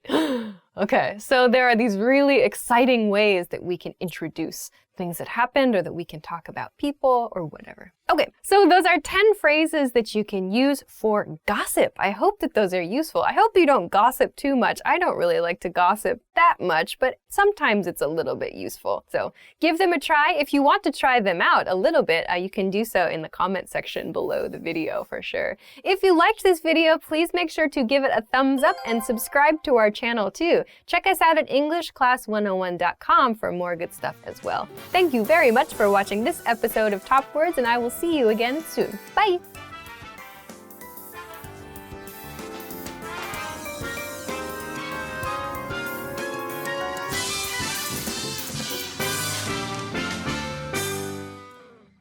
Hi everybody, my name is Alicia. Welcome back to Top Words. Today we're going to talk about 10 ways to stop translating in your head. Let's get started.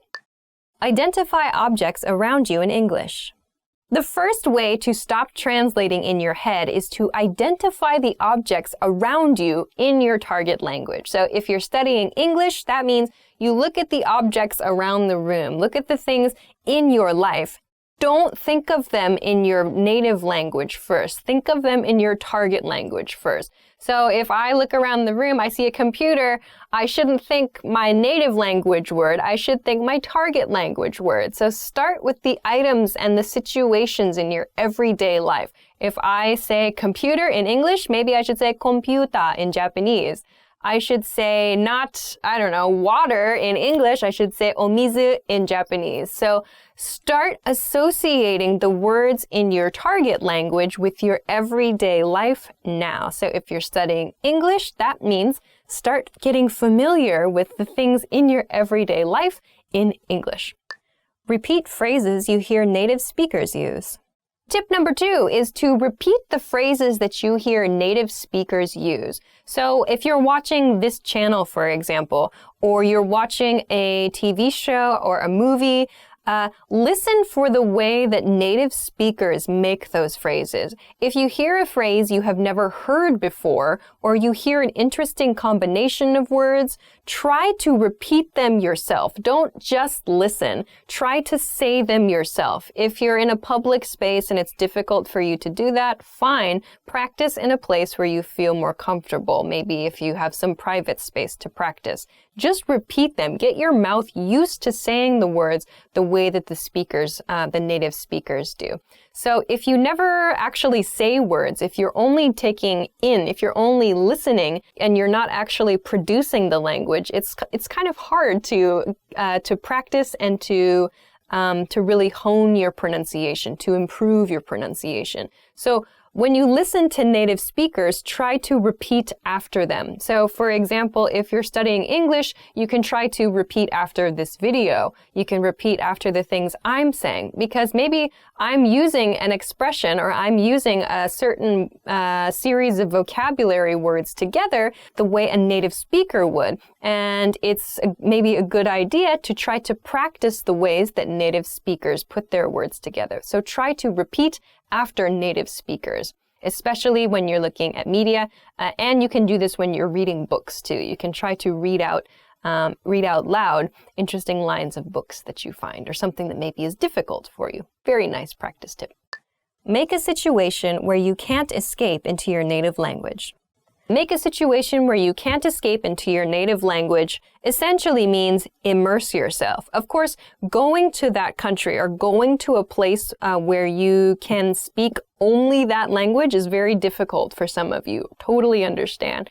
But if in your life you can create a situation in your library, in your room, in your house, somewhere, for just an hour or, I don't know, maybe a day. I don't know what your schedule is like. But if you can create a situation or create an environment where you have no choice but to use that language and you cannot escape, meaning you cannot go back to using your native language as a crutch. You can't use the native language at all. It forces you to use the language that you're studying. So, of course, if you are lucky enough to live in the country or to live in a place where people speak the language you're studying, great. But you have to go out and interact with people. You have to put yourself in a place where you have no choice but to speak. It's very hard and it's very scary and it's very embarrassing at first. But if you take time to find places and to make environments that are comfortable for you, where you feel comfortable making mistakes and asking questions, it's very valuable for your learning process. This is actually something that I did. I totally did this. My Japanese wasn't very good for a long time, but then I started making friends who could not speak English. Actually, I just did this through finding hobbies. There was a hobby that I had. I joined a group. I joined actually a school where I could learn how to do that hobby. And everything was taught only in Japanese.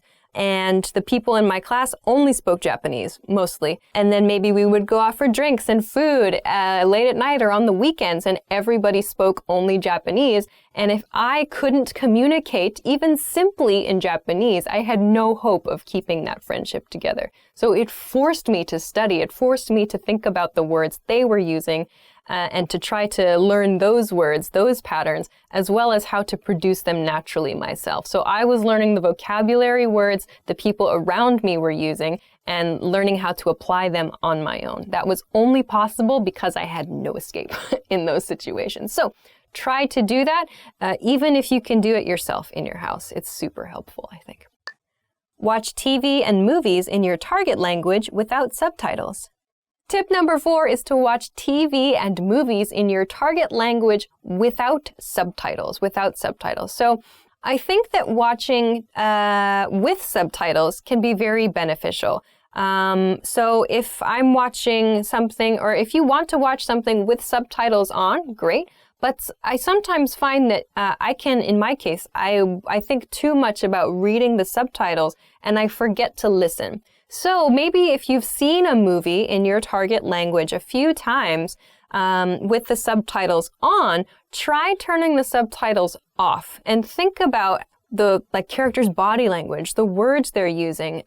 You can always look that up later. Look up the words you don't know in a dictionary, but try to do it where you're focusing completely on the way that people are using their words. Try not to use the subtitles. So kind of play around with it a little bit. If there's a word that's difficult for you to hear, you can actually turn on the subtitles in the native language of the movie as well. That's something that I've done. If I wanted to study Japanese, it's very useful when the actual words spoken in Japanese appear on the screen. Sometimes it's easier for me to catch a word if I see it visually and I hear it at the same time. So another way to kind of explore how you can use TV and movies is to actually turn on the closed captions, like the words on the screen in the native language of the movie. So this is sort of 2 points in one. So 1, watch movies without subtitles, meaning subtitles in your native language. And hint 2 is to watch movies with closed captioning on, but the closed captioning is in your target language, not in your native language. So you can try those 2 things with TV and with movies. Don't bring a dictionary to your lesson.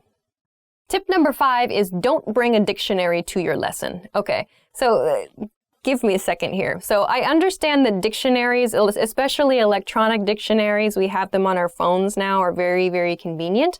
Of course, it's important to use them and they're a great resource to have. However, one thing that really bothers me and that I think is detrimental, it's not helpful for students, is when students are in a lesson and they're practicing conversation and they reach a point in the conversation where they don't know the word they want to use. They know it in their native language and they don't know how to say it in their target language. They pull out their dictionary. They say to the person listening to them, their practice partner in their lesson where they have a limited period of time, just a moment. And then they look it up on their phone and it takes a few seconds. The flow of the conversation stops. And then they say a word. And it's like, whoa, no, that's not, you don't have that ability. You don't have the ability to do that in a conversation with a native speaker.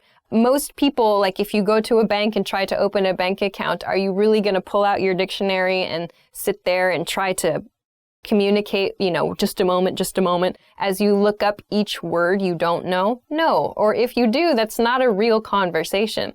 So instead, try using a different strategy. By that I mean, if you find a word you don't know in conversation, explain the word to your conversation partner. Maybe they know the word. If you're speaking with a native speaker, this is a chance for them to teach you a word. I find that when people take the time to teach me a word, I remember the word much better than just looking it up on my dictionary. So try to resist. Maybe you can bring a dictionary to your lesson, but don't use it or try not to use it in your conversation practice. It destroys the flow of a conversation. So instead, practice the skill of describing the vocabulary word you want to use and learn how to ask the meaning of a word or learn how to ask for a vocabulary word from your partner. So you can use an expression like, what's the word that means blah, blah, blah. Or, it's this thing that does this and this and this. So this is an opportunity for you to describe characteristics of something or find a different way. You can use your body language. You can use whatever. You have a lot of tools, but try not to use a dictionary in a conversation because it's not realistic. Train responses to common questions. Number 6 is a quick one, I think. Hint number 6 I have is just to train responses to common questions. Train responses to common questions. So for example, a very common question in English is, hey, how are you? You should know how to answer this question. Just have a default response. Hey, how are you? I'm good. If it takes you a long time to answer the question, hey, how are you? You need to practice. I think that's a pretty good indicator. So, for example, sometimes I ask students a question like that they haven't quite gotten the idea of how to respond just yet. They're not so quick at responding. I say, hey, how are you? And they say, yes. And then they think and they go, I'm good. And it's like, that's a very common question. So think about just a default response that you can spit out, that you can quickly say. If it's, how was your weekend? Or, hey, what's up? Or, what do you want to do for dinner tonight? Think about just a handful, meaning just a few responses to those questions and train them quickly. Just, how are you? I'm good. How are you? I'm okay. How are you? Not bad. There's 3. So it's just training responses to those questions. There's no reason to be surprised by a question like, how are you? That's a very common question. So for those common questions, train responses to that. We've got a bunch of videos, especially beginner level videos for some example responses you can do. So don't get stuck with these little questions. Just train a few responses, practice a few responses till they feel natural to you. It'll save you time and it'll help the person asking the question too to move forward in the conversation. Yay! Study with materials that don't provide a translation. The next tip is to study with materials that don't provide a translation. So by this I mean, if you're using worksheets or some kind of textbook or whatever, and it has your target language, the language you're studying, and it has your native language next to it. While this can be useful, I feel that if you can, studying your materials only in your target language and then simplified explanations for more detailed points also in your target language can be a little bit better. So I don't want to say like you should only study things in your target language and nothing from your native language, because of course like it can be helpful sometimes to look up a word or to understand a grammar point in your native language. But where possible, if you can find something that provides simplified explanations in your target language, it can be really, really helpful because again, you're learning to think on like a simpler, on a more basic level about the language you're studying in the language that you're studying. So this can be really, really good. So finding some materials to use where there's no translation. Maybe you can practice, of course, with books and with written materials, but also with like video materials as well. So there are a variety of different ways that you can find materials in your target language, like in video and TV. So some things to think about there are the level of vocabulary words people are using in the media content you're watching, who the media content is intended for, children, young adults, the speed at which the speaker is talking. So like I have the ability to change the level of difficulty of videos based on the rate of speech, the vocabulary words that I use, and how many like idioms and things I use. So I could make a video very difficult. We could make a very difficult video series by leveling up our vocabulary use or by speaking very quickly. Or, as you might see in like our English in 3 Minutes series, we can also use very simple vocabulary and speak at a low rate of speech. So maybe right now this is a very intermediate level video. So please think about that. So not just for written materials, but also for your audio and visual materials. Think about who your audience is, the level of the material, and so on. It can be really fun. And it can be helpful to think about your target language in your target language. All right, we're almost done. Study phrases in addition to single vocabulary. The next tip is study phrases in addition to single vocabulary words. So yes, of course, vocabulary is important, but I find it personally very, very useful to look at how a vocabulary word is used in a phrase, because sometimes using it in a phrase helps you understand the nuance of that vocabulary word really, really well. So if like a word like crazy, for example, in English, depending on the situation where the word crazy is used, it could mean something different. It could mean like a person who is mentally confused or mixed up. It could also mean something really good. It could mean something really bad. So if we look only at the word crazy, it's quite difficult to understand really the meaning of the word. But if you look at the way the word is used in a phrase, you can get a lot more information. So take a look at the way people use words in phrases, not just as single vocabulary words. You can learn a lot more that way, I think. Do your daily activities in English where possible. The next tip is to do your daily activities in your target language. So if you're studying English, that means try to do some daily activities in English if possible. So this can be very, very boring stuff, but just think about it when you're doing the activity. So like right now, I'm filming a video for EnglishClass101.com, or I'm going to work, I'm cooking breakfast, I'm doing the laundry. What do I have to do tomorrow? So try thinking about your everyday life in English if you're studying English. Try thinking about your everyday activities, the people that you meet. What are you doing? So this is a way to help you practice your verbs. So if you don't know, if you're, you're doing something at work and you're like, oh my gosh, how do I explain what's the verb for, a picture? Like I want to blah, blah, blah, a picture. What's the word? You can check a dictionary at that point and go, it's draw. I need to use the verb draw for draw a picture. So you can find these little gaps in your everyday life, these little gaps in your knowledge, if you think about your everyday activities in your target language. If you don't think about it in your target language, you might not realize you have vocabulary gaps or phrase gaps here and there. So this is a really good and kind of funny, actually, way to study. Use a learner's dictionary for new words. The last tip is to use a learner's dictionary for new words. So in English, there are learner's dictionaries available in English. So my personal favorite is Merriam-Webster. Merriam-Webster is a fantastic dictionary resource. They're so interesting and they have tons of historical information. I really do just sit and read things on the dictionary page lately. It's true.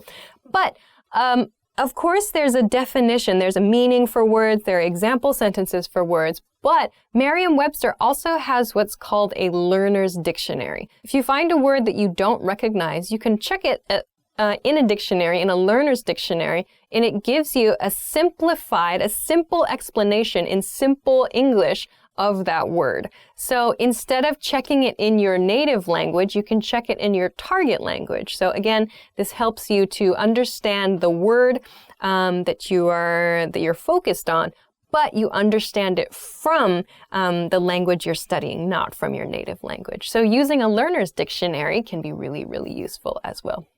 All right, so those are 10 tips. Those are 10 tips to help you stop translating in your head. I know it's very difficult, but it takes time and it takes practice, and I hope that these are a few strategies that can help you as you study any language. Of course, this is an English language channel, an English language learning channel, but I think these tips are pretty good for learning just about any language, really. So I hope those are useful for you. If you have tried these strategies, or if you have any other comments or other tips, please let us know in the comment section below this video. If you liked this video, please make sure to hit the thumbs up, share this video, and subscribe to our channel too. Check us out at EnglishClass101.com for more good stuff as well. Thanks very much for watching this episode of Top Words, and I will see you again soon. Bye!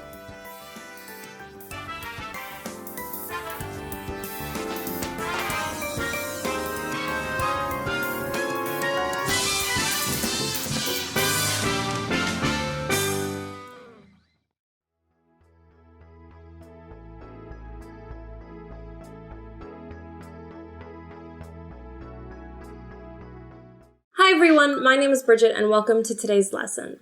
The topic for this lesson is Top 10 Must-Know Phrases for the Restaurant. Let's get started. A table for 3, please. A table for 3, please. You tell them the number of people that you are total so that the host can bring you to an appropriate table. A table for 2, please. A table for 5, please. Could I please see a menu? Could I please see a menu? Usually, menus are given to you as soon as you sit down at your table. But if that's not the case and you need to ask, this is a polite way to do it. Could I please see a menu? I'd like to try this dish. I'd like to try this dish. When looking at a menu, hopefully you'll find something you want to eat. I'd like to try this dish. Could you leave out the onions?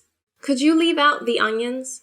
If there's an ingredient in the dish that you're ordering that you don't want, you can always ask the waiter if it could be prepared without that ingredient. So for example, I might say, could I get the burger but with no cheese? Could you pass the salt? Could you pass the salt? When you're at a restaurant, especially if you're at a big table with a lot of people, you might not always be able to reach things. So you would ask, could you pass me the salt? Could you pass me the ketchup? Could you pass me another napkin? Waiter! Waiter! A waiter is someone who takes your order and brings you food. In America and in many other Western countries, it's more polite to call a waiter to your table by simply saying, "Excuse me?" Or if you see another waiter walking by, but it's not your waiter, you can always say, "Excuse me, if you see our waiter, could you please let them know to come to our table?" Is there any dairy in this dish? Is there any dairy in this dish? This is something you would say if you have a dairy allergy, a dairy intolerance, or you just don't like dairy. You're asking the waiter about the ingredients in a particular dish. I do this all the time. Is there any cheese in this? No? Okay. And if there is an ingredient that you don't want, for example, onions, you could say, are there any onions in this? And the waiter might say yes. And if you don't want it, you could always request, could you leave out the onions? Could you prepare it without the onions, please? Can we get separate checks? Can we get separate checks? This is actually something that's very common, especially in America. If you might go out with a group of friends, or even if you're on a date, sometimes you might want to get separate checks, pay for your own things. That way, you can all pay separately just for what you yourself ordered, and you won't have to worry about owing each other money or calculating off a big, huge bill. Are there any specials today? Are there any specials today? A special at a restaurant is a dish that isn't usually on the menu. It's something that's special, but it's a special that the chef is offering that day or that week or that month. So sometimes if you don't see what the specials are, you'd ask your waiter, "Excuse me, are there any specials today? Could we have the bill, please? Could we have the bill, please?" This is how you request that the check or the bill comes to your table. "Could we get the check, please? Could we get the bill, please?" You're asking this to your waiter, who will then bring you the check and you can pay. And that brings us to the end of today's lesson. If you guys enjoyed this lesson, please don't forget to give us a thumbs up and subscribe to our channel. If you have any questions or comments, leave them below. And don't forget to go to EnglishClass101.com to learn more English.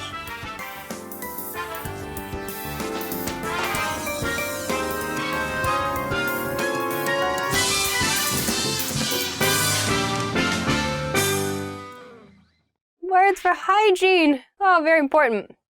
It's a very important topic. Let us all be having good hygiene. Let us all have good hygiene. Anyway, let's learn how to talk about it first. Begin. Hi, everybody, and welcome back to Top Words. My name is Alicia, and today we're going to talk about 10 words you can use to talk about hygiene or cleanliness. So let's begin. To wash your hands. The first expression is to wash your hands. To wash your hands is with soap and water in the restroom somewhere. So wash your hands before cooking or wash your hands after using the toilet, for example. In a sentence, wash your hands after using the bathroom. To shower. The next expression is to shower, or maybe you prefer to take a bath.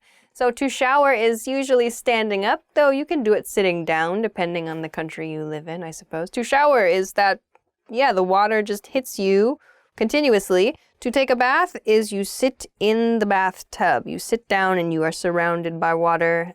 That is a bath. Surrounded by water. Sitting down, surrounded by water in your home on purpose is a bath. If it's not on purpose, you should probably call a plumber. Because that is not a bath, that is an emergency. Ooh, all right. In a sentence, I shower every day, or I love taking a bath every once in a while. To brush your teeth. The next expression is to brush your teeth. To brush your teeth. So with a toothbrush, usually in the morning, maybe at night as well, you brush your teeth. You clean your teeth. In a sentence, make sure to brush your teeth in the morning. To style your hair. The next expression is to style your hair. To style your hair means to arrange or to fix your hair the way you like it. So today I styled my hair like this. You styled your hair like that. Tomorrow maybe I'll style my hair in a ponytail. I probably won't. Maybe you can style your hair in a mohawk or in a faux hawk or in a bouffant. Bouffant. That's that. Focus. Oh. Yeah, it's focusing. Yeah, that's a bouffant.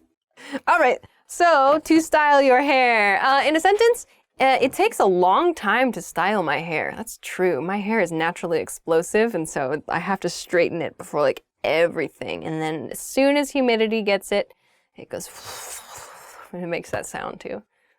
To shave.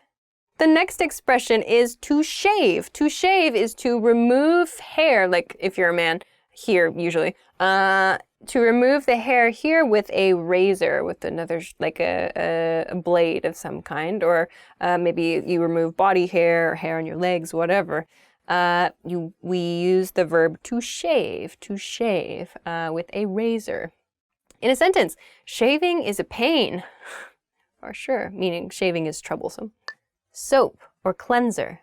The next word is soap or cleanser. So soap is just used to clean your skin or, to clean your face maybe, to clean your hands. We do not use soap for the stuff you use to clean your teeth. Soap is used for body cleaner or maybe what you use to wash your clothes. So soap or body cleanser. In a sentence, I like nice smelling soaps and cleansers. That is true. Who does not? Deodorant. The next word is deodorant. Deodorant. So deodorant is the product you might put on your body to prevent unpleasant smells. So usually it goes in this region. So this is called the armpit, this region. So arm and then pit. So like, yeah, kind of this cave-ish area in your arm. We call it the armpit. But it's common to apply deodorant here. You might put it in other areas on your body. But the goal is to prevent bad smells or to, in some cases, just stop sweating completely. So this is deodorant. Well, deodorant actually, if I'm going to be strict here, deodorant is used to stop unpleasant smells. Antiperspirant is used to prevent sweating. So perspirant comes from perspire. So to perspire means to sweat. Anti means not or stop. So an antiperspirant is a product to make you stop sweating. So deodorant is the smell one, antiperspirant is the sweat one. Sometimes you can buy a deodorant and antiperspirant together. Woohoo! Great. In a sentence, wearing deodorant is important, especially in summer. Mouthwash. The next word is mouthwash. Mouthwash, I hope, is easy to understand. It's wash. It's something to clean the inside of your mouth. So you can use this like in the morning, maybe after you brush your teeth, or after lunch, maybe to keep your breath smelling fresh. But it usually is in like a blue or a green or maybe an orange color and kind of has a minty or citrusy taste. But you put it in your mouth and kind of swish, like, I don't know, I can't swish nothing. You swish it around in your mouth and then spit it out, and that's mouthwash. So you've washed your mouth with this product. In a sentence, I like minty mouthwash. Toothpaste. The next word is toothpaste. So toothpaste, we do not say like tooth soap or tooth cleaner or whatever. We use toothpaste for the product to clean our teeth. The product we use to brush our teeth is called toothpaste. So in a sentence, I need to buy more toothpaste. Shampoo and conditioner. The next expression is shampoo and conditioner. So shampoo and conditioner are commonly used together in the shower or in the bath, maybe. Shampoo usually comes first. We shampoo. Shampoo is soap for your hair, really. And then conditioner is a treatment for your hair. Conditioner is used to make your hair feel softer or more moisturized. So oftentimes they're used first shampoo and then conditioner together as a set. So in a sentence, I like trying new shampoos and conditioners. So those are 10 words for talking about hygiene. I hope that they were useful for you, and maybe there are a few words you can use right away to talk about aspects or parts of your day. So thanks very much for watching this episode of Top Words. If you have a question or a comment, please let us know in the comment box below. Otherwise, please be sure to like this video and subscribe to our channel if you haven't already. Check us out at EnglishClass101.com as well. Thanks very much for watching, and we will see you again soon. Bye! Okay, hi everybody, my name is Alicia, and today we are going to talk about how to talk about hygiene on this program called Top of the Words. Who am I? Welcome to the internet where things change quickly. I got hot and warm. Okay. So now we've learned some hairstyles. Not too many bouffants these days, though. Well, here's a guy with a bouffant. That lady, that's just a beehive. She just has a beehive. Bouffant. A bouffant. That's a good word, right? Oh, I didn't know that word. I've seen the hairstyle before. Mm-hmm. Didn't know what it was called. My brother is going to get a kick out of this video. But there's this, he knows why.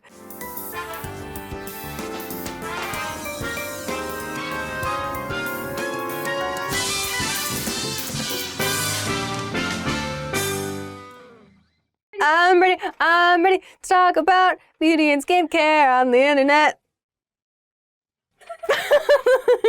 Okay. Hi everybody, and welcome back to Top Words. My name is Alicia, and today we're going to talk about 10 words for talking about beauty and skincare. So let's begin. All right. The first word is makeup. Makeup is all makeup. Everything we're going to talk about, almost everything we're going to talk about later, is makeup. Makeup is usually used by women, but maybe men use makeup too. Makeup is usually put on the face to change the appearance of the face in some way. So, in a sentence, I use makeup almost every day. Or I wear makeup almost every day. Use and wear are both okay. The next word is eyeshadow. So eyeshadow is makeup which goes on top of the eye, so the eyelid. This part is called your eyelid. Eyeshadow goes here on top of the eyelid. So in a sentence, what kind of eyeshadow do you use? The next word is eyeliner. Eyeliner. So eyeliner is used to draw a line, to draw lines near the eyes. That means it's safe to use near eyes. It depends on the person and their style, but maybe they use eyeliner to make lines in different ways on their face, near their eyes. In a sentence, eyeliner is really difficult to put on. Okay. The next word is lipstick. Lipstick, there's also lip gloss too. Lipstick is kind of the traditional, just like a single color. You apply it just on your lips and it gives, I don't know, not sometimes shiny, sometimes a very neutral, I don't know, depends on the lipstick. Lip gloss gives lips like this very glossy, almost like liquidy appearance. So lipstick and lip gloss have different effects. In a sentence, you have a lot of lipstick. The next expression is foundation. Foundation is the makeup product. It is applied to the skin, usually of the face. So it's used to make the face seem like all one color, foundation. Maybe people apply it with, I don't know, like a spongy thing or with their hands or What's a it brush. Called? There's like a, I forgot what it's called. Isn't it like a sponge? I don't know. Something. Is it a beauty blender? Is that a thing? I think so. I don't know. I'm the wrong person. I don't know. Is a beauty blender a thing? I'm not very good at the beauty stuff either. I don't know. Anyway, foundation is intended to make your skin color appear even.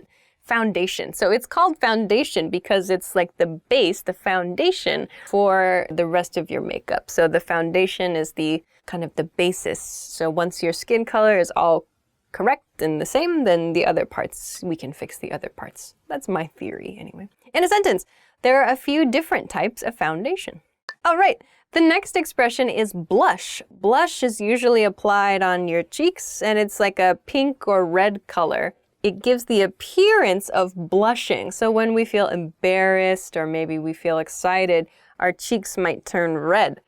So blush is makeup, which creates that effect of blushing. This is usually a pink or red color to simulate, to make it look like you're blushing, even if you're not really. In a sentence, do you wear blush? The next expression is bronzer. Bronzer. So we talked about blush, which is supposed to give your skin the appearance of being pink or blushing. Bronzer gives skin the appearance of being more bronze or more tan. So you can apply this maybe in summer and it makes your skin look a little more tan, which you might like. Other people also may use bronzer to create shadows because it makes the skin a little bit darker in the places where it's applied. So there are a few different ways to use bronzer. In a sentence, bronzer is nice in summer. The next word is face wash. Face wash. So this is a special soap that's for your face, specifically for the face. Maybe your face is very sensitive or you have some, I don't know, trouble spots or I don't know. There's a specific wash you use for your face only. In a sentence, a good face wash is important for clear skin. Oh, the next word, the dreaded, I have a couple words here that are maybe problems all of us deal with. The first kind of problem word on this list is acne. Acne is an uncountable noun. Acne refers to, usually a problem happens for like teenagers or people around that age, but adults can also have acne. Acne is like imperfections in the skin. Sometimes they're itchy or they're painful red bumps on your skin, or maybe they're not painful, but they're just blotches, or a number of different ways that acne can be an issue, which we'll talk about in the next word too. But acne as an uncountable noun is just about that problem, skin problem in general, acne, bad acne. In a sentence, I had acne when I was a teenager. So the next word for today, there are two words here. There's pimple and zit. These are both words we use to refer to the individual parts of acne. Acne, we can say, I have bad acne, or maybe my acne is improving today. But acne is maybe the whole condition of your face, like everything, your face's situation. Each part, each one of those little problem spots, we call that a pimple or a zit.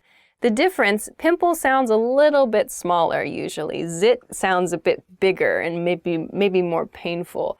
But either way, pimples and zits are both words we can use to describe acne. So in a sentence, I hate getting pimples. That's the end. So those are 10 words that you can use to talk about beauty and skincare. I hope that they were useful for you. If you have any other words you're curious about with regard to this topic, please let us know in the comments section.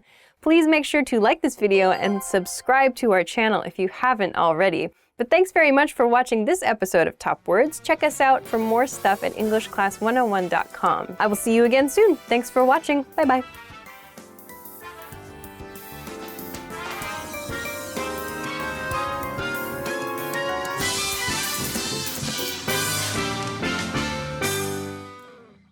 Hi everybody and welcome back to Top Words. My name is Alicia and today we're going to talk about 10 words for talking about sleep.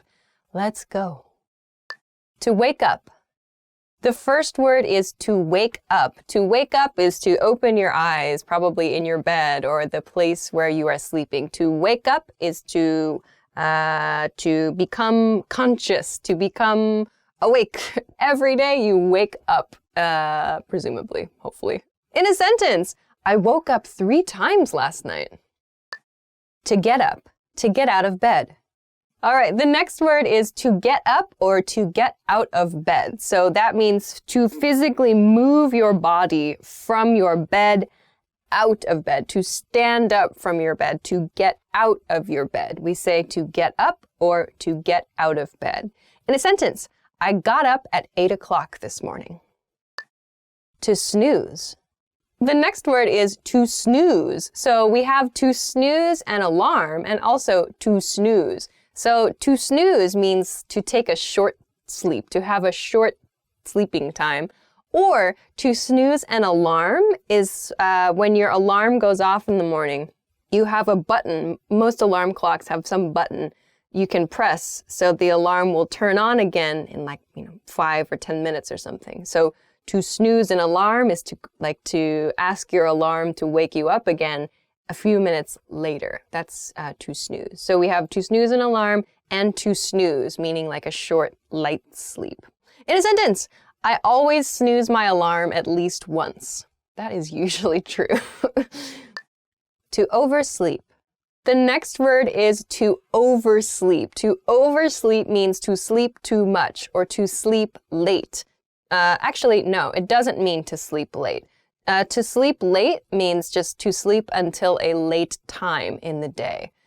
Oversleep means sleeping beyond the time you wanted to get up. So for example, if my alarm is set for 8 o'clock, but I wake up at 9 o'clock, I overslept. I slept beyond my wake-up time. So we can use oversleep to talk about times when you sleep too much. You sleep more than your body needs you to. So maybe your body needs, depending on the person, like 6 to 9 hours or so. But if you sleep like 14 hours, we can say that's oversleeping. You're sleeping too much. That's the nuance here. In a sentence, I overslept on my first day of work. Nap. The next word is nap. Nap is a short sleep. So a nap is maybe 30 minutes, 1 hour, just a short sleep, a short rest. So a lot of people will take a nap in the afternoon, for example, or maybe children actually take naps, for example, in preschool or when they're very, very young. They have an afternoon nap, a short sleep, just like an hour or so, I imagine. In a sentence, I love naps. Actually, I do like naps. I don't like naps because when I take a nap, it becomes a sleep. It's always like I wake up 4 hours later and I'm like, okay, well, I've destroyed my sleep schedule. Dream. The next word is dream. Dream. So dreams are those those visions, those images you see, those maybe experiences, it seems like you have when you are asleep.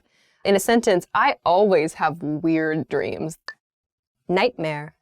So the next word is nightmare. Nightmare is a word which means bad dream or scary dream, negative dream. So children maybe have nightmares a lot. They wake up crying or they're really upset by nightmares, monsters, terrifying things happening, and so on. In a sentence, do you ever have nightmares? To go to bed. The next word is to go to bed. So before we talked about to get up or to get out of bed, this is the opposite. To go to bed means to get in your bed, to try to go to sleep, to go to bed. In a sentence, I usually go to bed fairly late. To hit the hay. To hit the sack. The next expression is kind of a slang expression. We have to hit the hay and to hit the sack. These both mean to go to bed. They both mean to try to fall asleep, but we just use them in more casual situations. The image here of hit the hay is with your body hitting hay, like laying down in hay. I believe historically because hay was used to stuff things that people slept on. So that's why we have this expression to hit the hay with your body. Same thing for to hit the sack. So a sack full of something soft to sleep on is where this expression comes from. In a sentence, I think I'm gonna hit the hay. To fall asleep. The next expression, it is to fall asleep. To fall asleep, you're in bed and you lose consciousness. You stop being aware. You are asleep. In that moment, we say you fall asleep. In a sentence, it takes me a long time to fall asleep. All right. Okay, so that's the end. Those are 10 words that you can use to talk about sleep. If you have an interesting dream or an interesting nightmare, make sure and leave it in a comment. That sounds like it would be a really funny or really interesting thing to read about. So if you have something memorable, leave it in a comment so we can all check it out and compare our dreams. That's kind of funny. Thanks very much for watching this episode of Top Words. Please be sure to like this video and subscribe to our channel if you haven't already. And check us out at EnglishClass101.com for more good stuff. Thanks very much for watching, and we'll see you again soon. Bye!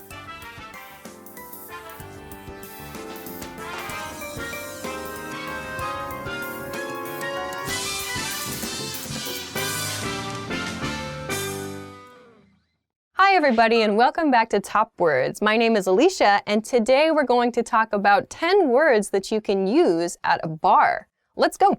To buy a round. The first expression is to buy a round. To buy a round means to buy a round of drinks, essentially. A round of drinks means one drink for everyone in your group, one drink for everyone in your party. By the way, the word party is used to mean group at a bar or restaurant. The number of people in your party is the number of people in your group. So, to buy a round means to buy a drink for everybody. In a sentence, our boss began the party by buying everyone a round. In a different sentence, you're buying the next round. On the rocks. The next expression is on the rocks. On the rocks is a way to order a drink. When you say on the rocks, it means your drink on ice only. So rocks are the ice in your glass. So you can imagine the ice, the pieces of ice in your glass, the ice cubes or an ice ball, these are like rocks. So saying, I'd like whiskey, for example, on the rocks means just whiskey served over ice. That's what on the rocks mean. So in a sentence, I'd like a gin on the rocks. Straight up. The next expression is straight up. So a straight up drink is different from an on the rocks drink. A straight up drink is chilled with ice, but it's strained. So there's no ice in the drink, but it has been chilled with ice. So a straight up drink, there's nothing else in the glass, but it is a chilled drink. In a sentence, I'd like a martini straight up. Some people use the words straight or straight up, but they mean neat, which is the next word we're going to talk about. So keep in mind straight or straight up means chilled.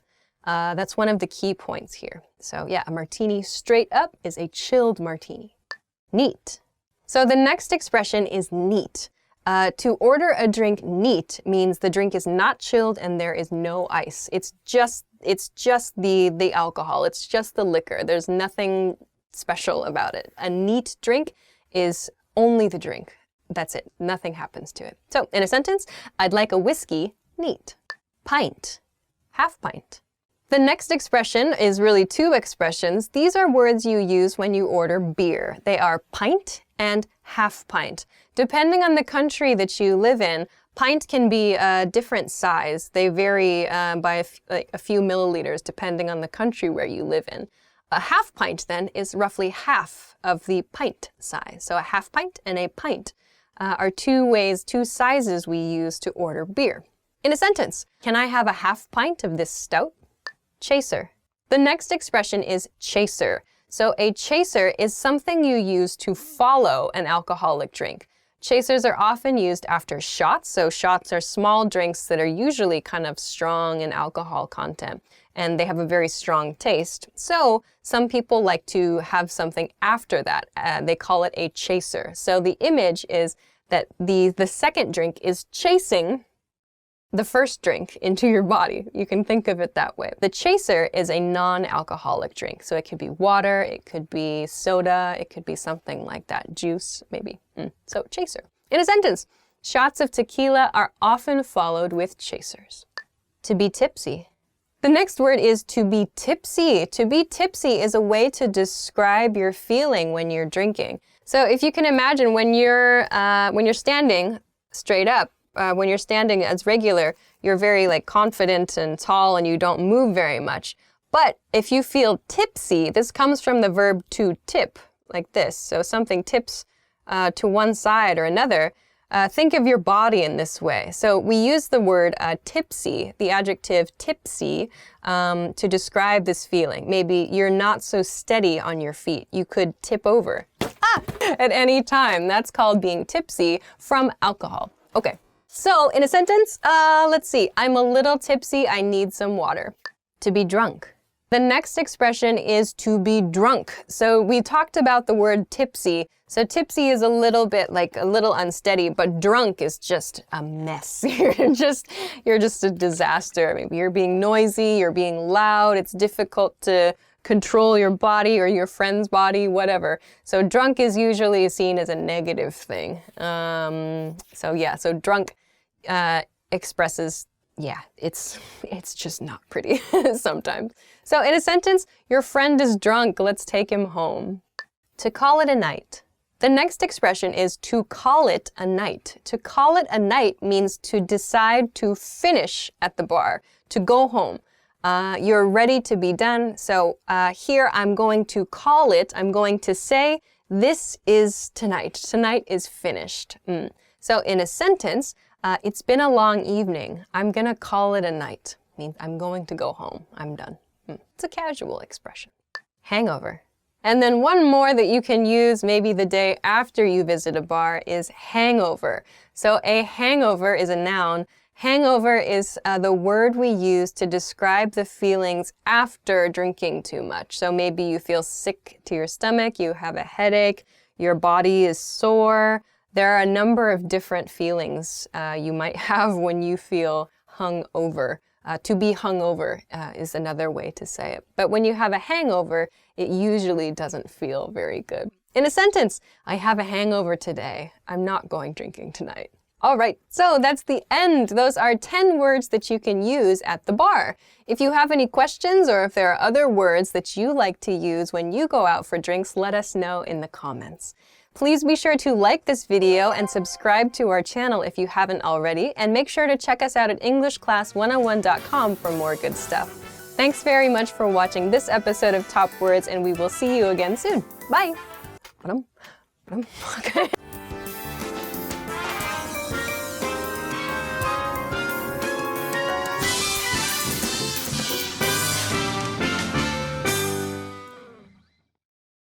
Hi everybody, my name is Alicia and I'm joined again in the studio by Michael. Hello. And today we're going to be talking about English conversation strategies. So let's get right into it. Let's start with Michael. What is your first strategy for keeping an English conversation going? This is very important. Don't say, I'm fine, thank you, and you. You hear this all the time from second language English learners or non-native speakers. You learn this, it's one of the first things you learn in an English class. It's easy, it's good, it's basic, it's foundation. Okay, that's fine. But as soon as you can, switch it up. Because to me, when I meet a foreigner and they come up, and if they say, hey, how are you? Say, oh, I'm fine, I'm good, whatever. How about you? And they say, I'm fine, thank you, and you. And it's almost robotic because I've said it so many times. And when I hear that, I think, their English isn't that good. And inside, I'm just gonna be really polite and say hello and talk slowly and try to get out of there as quick as I can. So really impress the foreigner. In my opinion, I think the best way to do it is say something, use a big word or just like a slang word, something like that. When I hear that, I go, wow, man, I want to know what this person thinks. I want to get their point of view and I'm really excited. And then I've had great conversations because of that. That's a really, really good one. And actually, I think on this YouTube channel, actually, from a couple years ago, there's a video all about better answers to the question, how are you, than I'm fine, thank you, and you. Or if someone says, hey, how are you? I go, I'm good, you? Or fine, you? Never, I'm fine, thank you, and you. Never. But try to actually use, a phrase that a native speaker would use. And then that's a clue to the native speaker that, oh, maybe this person is ready for a conversation beyond, basic English. So that's a really good point. I like that. I didn't think of things not to do. I only thought of things to do. So, okay, cool. Let's see. Let's go to my first one. So, this strategy in general is just ask the other person a question. I think, and I'm guilty of this too when I'm learning another language, I tend to only get input. Like somebody else is always asking me the questions, and then I forget myself to ask the other person a question. So one question that I like to ask, or a variation, any kind of WH question is good, like a who question, what, where, something like this. If you've been paying attention, you can use anyway to transition in your conversation. This was in a previous video. You can ask something like, anyway, up to anything fun this weekend? This is a pretty casual conversational question that you can ask just about anybody, whether you've just met them or whether you've known them for a while. But just get in the habit of asking other people the question. Don't wait for someone else to ask you the question. So that's one strategy that I try to use to keep things going. Yeah, me too. I agree. And I'm going to say samesies because actually 2 of my questions were exactly what you said. Agree 100%. This is kind of cheating. These should be 1. But so always ask questions. So, again, you forget. It's really easy. I'm really guilty of this. English, non-English, whatever. I'm guilty of this. And the other thing is ask deep, open-ended questions. So if you ask a yes or no question, so again, like Alicia was saying, it just dead ends. You can't just say, do you like cheese? Yes or no, right? So you want to say, what do you think about cheese? What is your favorite kind? And kind of open it up to something else and let it just kind of snowball. Right. Right. Yeah, I think that's really a key. Like I have another variation on it, which I guess I'll just continue on to because it kind of relates to what you're talking about. Like he's saying, always ask questions, always ask deep, open-ended questions. So like you just said, don't ask a yes or no question because yes or no ends with the yes or the no. So one of the things that I'll do is use a pattern similar to this, like, hey, did you see or hey, did you hear about blah, blah, blah. So you can use this little blah, blah, blah as your, you can ask about the news. You can ask about something funny you saw on the internet. You can ask about, something that you heard from another friend of yours, whatever. It's just a way to check in with the other person and say, oh, did you also experience this thing that I experienced? Let's talk about that. So that might be another question that you can use with people. I like that one. I really like that one because you got to stay within people's comfort zone. So maybe you ask and maybe they don't want to, right? So a good thing is, did you hear about it? That's up to them. Maybe they don't want to talk about it. They can say, oh yeah, I heard about that. And you can kind of feel the atmosphere and realize, maybe I shouldn't talk about this, change the subject. Or they get passionate and they start talking about it. And there you go. And just let it go. Yeah, absolutely. One thing, again, I'm guilty of is you do got to keep returning it. Right. Don't just say, oh yeah, and what I think about da-da-da-da-da. Bring it back, ask them, what about you? That's a common thing I forget about. Yeah. Okay. Good. I have one more. This one, use when you see fit. Okay, I'll just introduce it. Compliment the other person or compliment the other persons. This can be a nice strategy just to show that you're enjoying the other person's company. It can be as simple as, oh, I like your shirt today, or oh, that's a nice dress you're wearing today, or oh, did you get a new haircut that looks good on you? Something like that. So this is a nice way to make the other person maybe want to spend more time with you, I think. Yeah, I agree 100%. Two things. One, I think it's a good conversation starter sometimes. If you got to be careful with a stranger, it can be creepy. It can be a little uncomfortable what you're complimenting, right? But if it's something like if they have a T-shirt and it's a band that you both like, that's a great conversation starter, and you feel, wow, we're connected. Number two, the second thing I was thinking about is that keep it honest. I love a sincere compliment. It really means a lot more, and it really does butter them up, kind of get them open to having more conversations, deeper, that kind of thing. But one of the things people do, which I don't like, is let's say they say, hey, nice shirt. And then the person out of habit will say, oh, you too, I like your shirt too. Just my opinion, I don't think this feels really natural, doesn't really feel sincere. So I would save it, make a mental note and go, I need to return the favor. I need to give them a compliment. But wait until you notice something you really do like and say, hey, actually, I love blah, blah, blah. Yeah, I think that's a great point. Like when you can sense whether someone is being sincere or not. What is your next strategy for continuing an English conversation? Well, don't be afraid to open up. I like this one. I think this is good. A lot of people will be kind of shy. They won't open up too much. Again, within your comfort zone. But I like this one because people will return the favor. Because if you're just having small talk and you say, the weather's nice today, blah, blah, blah, you can only go so far. So don't be afraid to say something personal. Again, trust your judgment. Don't be a creeper. We don't want to hear certain things about your life. So don't be a creep. Don't be a creep. Don't be weird. Don't be strange. And like what you're saying about opening up. Open up is just a phrase that means share something about yourself. So it can be as simple as what you did last weekend or what you're going to do this weekend or a project that you have coming up.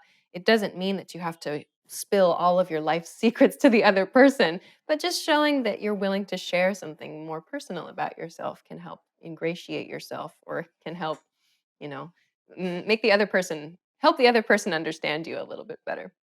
That's a good tip. I like that tip. That's hard to do, though. It's hard. It's a little bit scary, I think, to share parts of yourself, but it's good. It's a good way to meet people and make friends. All right. I think that's all. Is that all that you have?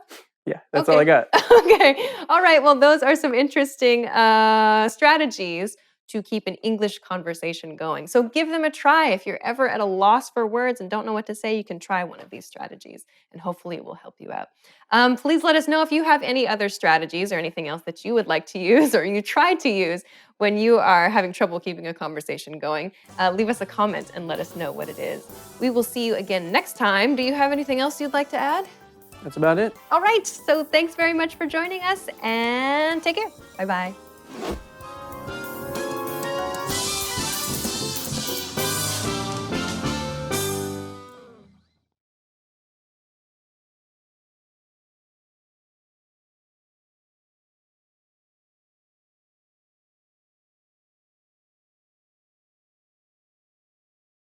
Today's video is on words Americans overuse. I haven't seen these words yet, but apparently it's going to be a series of words that we as Americans, I'm American, we overuse. We use too often. So let's start. The first word is definitely. Definitely is definitely a word that Americans overuse. We use it to put emphasis at the end of a phrase, to put emphasis at the end of a sentence, as in, oh, that party last week was so great. Yeah, definitely. Or to agree with somebody like that. Oh, God, literally. Oh, just in the last few days, I've seen the word literally so many times on the internet and used in just such stupid ways. The word literally means actually or truly something. This is literally the best hamburger I've ever eaten. So literally, meaning truly or actually, would mean that in that person's entire life, that is the best hamburger they've ever eaten. However, it gets misused a lot in sentences, like George Bush was literally supporting the war in Iraq or something like that. Taking a phrase like that literally would have to mean that, the former president would be, physically supporting a war with his body. Onward? Onward. Hilarious. Hilarious is the next word. I like to use the word hilarious when something is actually funny. Hilarious, of course, means something that is really funny, super funny. It's a step above funny, maybe 2 steps, 3 steps, I don't know. However, people like to use this word in place of laughter. So, for example, friends are talking, and instead of just laughing, the friend will say, "That's hilarious." Well, if it's so hilarious, just laugh. Oh, this must be the last one, because this is the worst one. This word is like.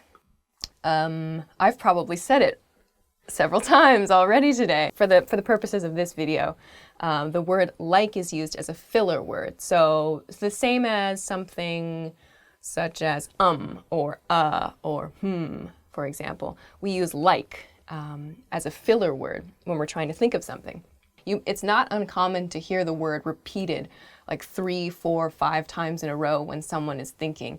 They'll say, "Oh, you know that party that I went to? Do you know who was there?" It just invades your speech sometimes when you're trying to think of something and no other filler words come out, but the word like does. This wasn't the last word. There is another one. Seriously. Seriously is used. Oh, it's good for anytime you receive bad news. Well, not from your boss. It's a really casual word. But if you hear something like your friend lost their job, and you can sympathize with them or maybe empathize with them by saying, "Seriously? Oh, that's too bad." Or, "Oh, tell me, like, all your problems." Oh my God, I just used like. Oh God.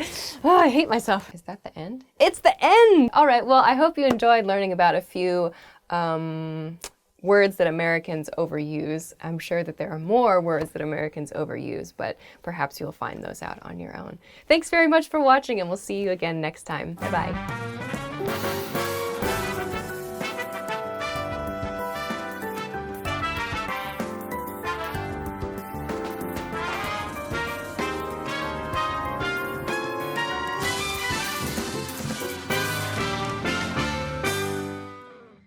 Welcome again to this show.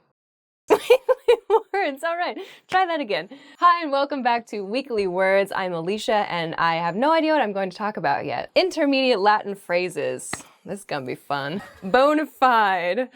It sounds like an American thing, like we bastardized that word a bit. Bona fide, then, means something that's genuine or something that's truly representative of something else. So if someone says he's a bona fide gentleman, for example, it means he's truly a gentleman. I don't hear this word very often, at least among the people I spend time with. Perhaps you might hear it, especially in an old movie, I think. Vice versa. Vice versa means, basically it just means to switch positions of something. So you might say, "Oh, I could come to your house and then we could go," no, this is a terrible example. "I could go to your house," or vice versa, meaning you come to my house. So saying vice versa, it leaves the listener to fill in the opposite of whatever else you're saying. Yeah, that's actually kind of a useful phrase that's still used quite a lot. I hear it a lot in kind of business English. Alma mater. Alma mater? Alma mater? Alma mater just refers to the college that you graduated from. So whatever it is, whatever your university is, you could be from, Harvard University. You would say, "Oh, Harvard is my alma mater." That's it. Carpe diem. Carpe diem. Carpe diem means seize the day. So it's a kind of a motivating phrase.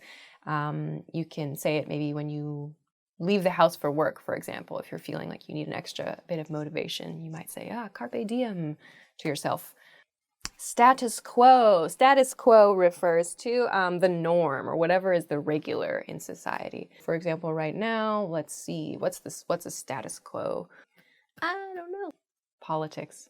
That won't infuriate anybody. So maybe in one place, the status quo might be to eat vegan. Maybe, it's, eating vegan is the status quo. End. Okay, well, that's it. So I hope that you learned something. I certainly did. My Latin is apparently very lacking. But thanks for joining us, and we'll see you next time. Bye-bye.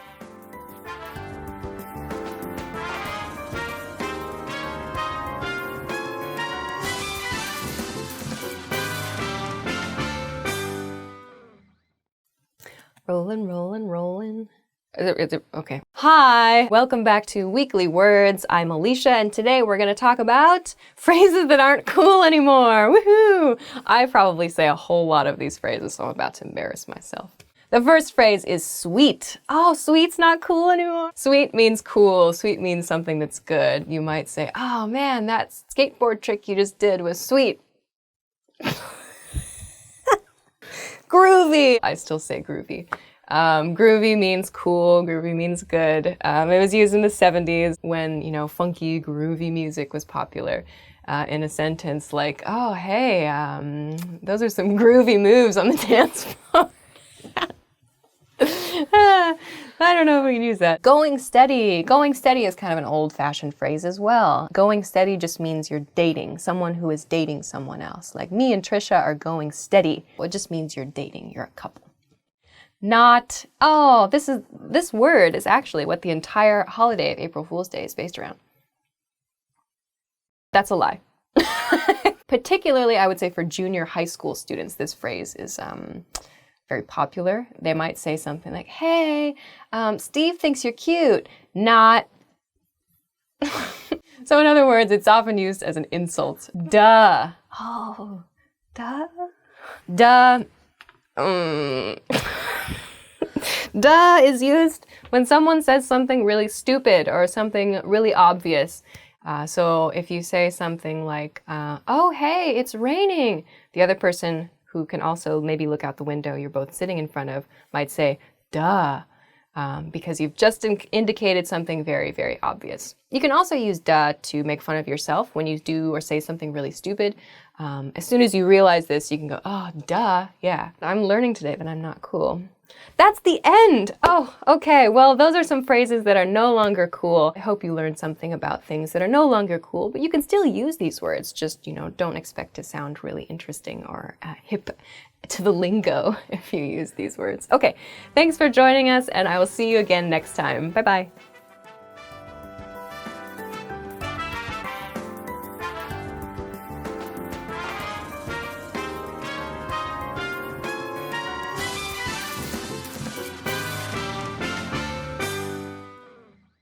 Hi, and welcome back to Weekly Words. I'm Alicia, and I don't know what I'm going to talk to you about yet, but let's start. Today's topic is words that vary by region. Creek. I say creek. You might hear the word crick.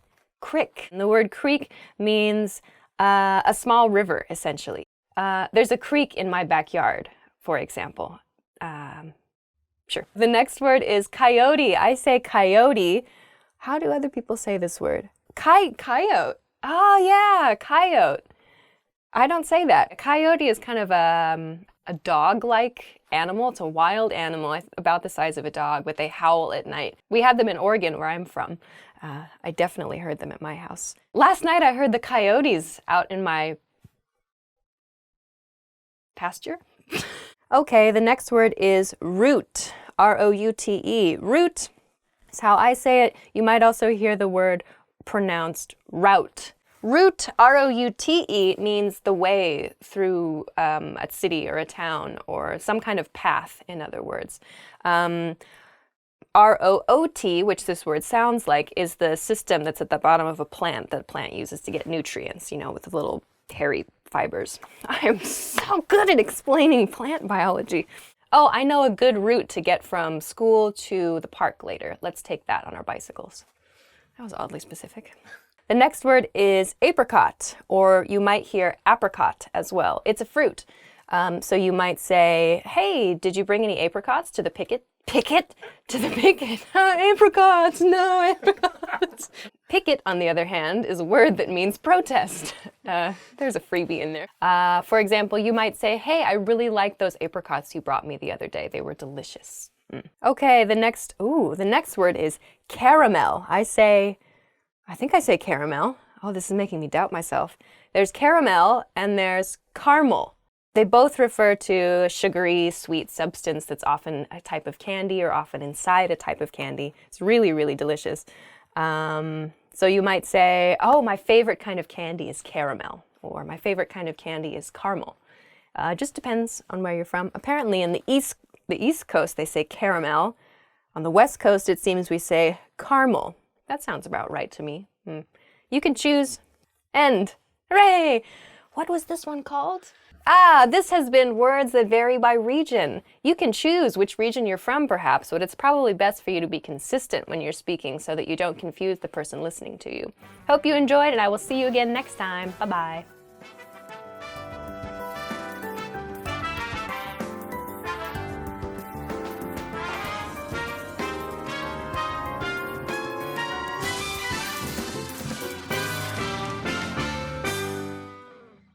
Hola! ¿Cómo estás?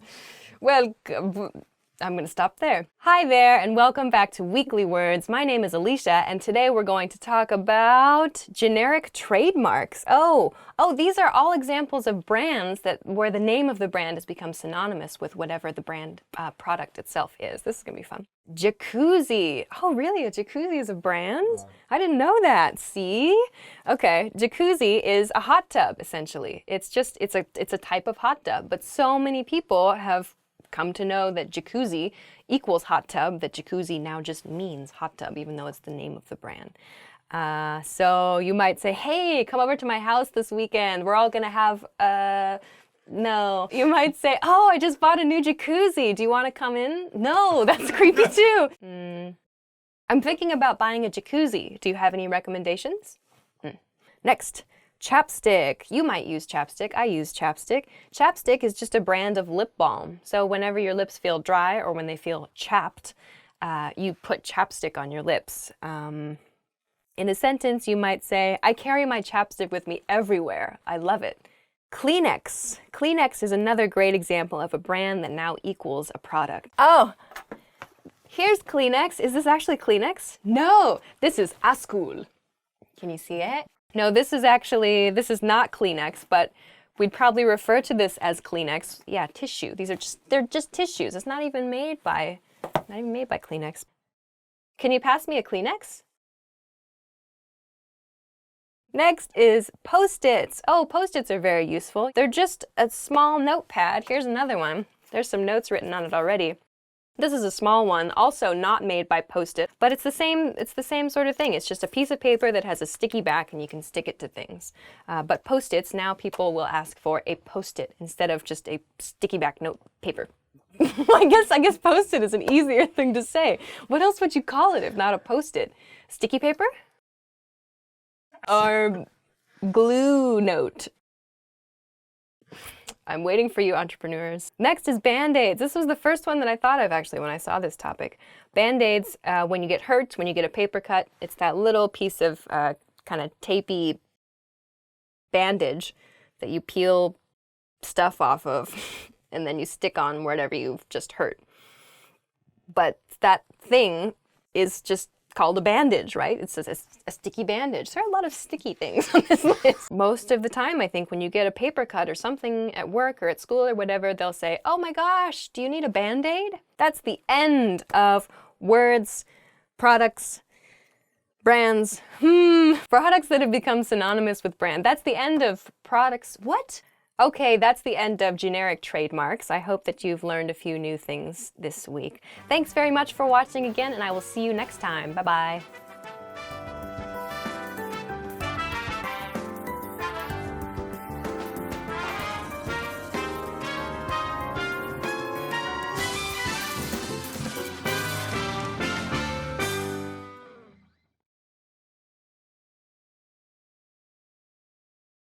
Begin. Hi everybody, welcome back to Weekly Words. My name is Alicia, and this week we're going to look at some common English idioms. Let's begin. The first word, or phrase rather, is about to. About to means you're going to start something, you're going to begin doing something. For example, I'm about to start explaining this idiom to you. Hey. Okay, the next word, or phrase, idiom. The next idiom is by the way. The word here they've used is incidentally. It's a way to transition to another topic that's related to what you're talking about. For example, this week I'm going to a party. By the way, did you hear about the party happening next week? So they're somewhat related. Okay. The next idiom is in a way. In a way. In a way, it was a good thing that the burrito shop was closed because otherwise I would have eaten way too much. And you can use this to show that there are maybe two sides to a situation. Maybe some things are negative, maybe some things are positive. Next is on the other hand. I hear this a lot. On the other hand is a way of just saying however, or to share two different sides to a story. For example, I think my coworker is really irritating. On the other hand, at parties, he's really funny. So you can show two maybe different sides to a point with this phrase. Next is a matter of fact, as an idiom. This is a long way to just say actually or really. It's a little bit more formal sounding, so you might use it in a business meeting, for example. Everybody at the business meeting might feel a little bit unsure about the previous month's sales. And you can begin your presentation by saying something like, I know everybody was a little bit unsure about last week's or last month's sales performance, but as a matter of fact, things improved. And that's the end. Those are some common idioms that you might hear in English. Give them a try. They're pretty useful, and you might hear a lot of them in conversation. Thanks very much for joining us this week, and we'll see you again next time for more information. Bye.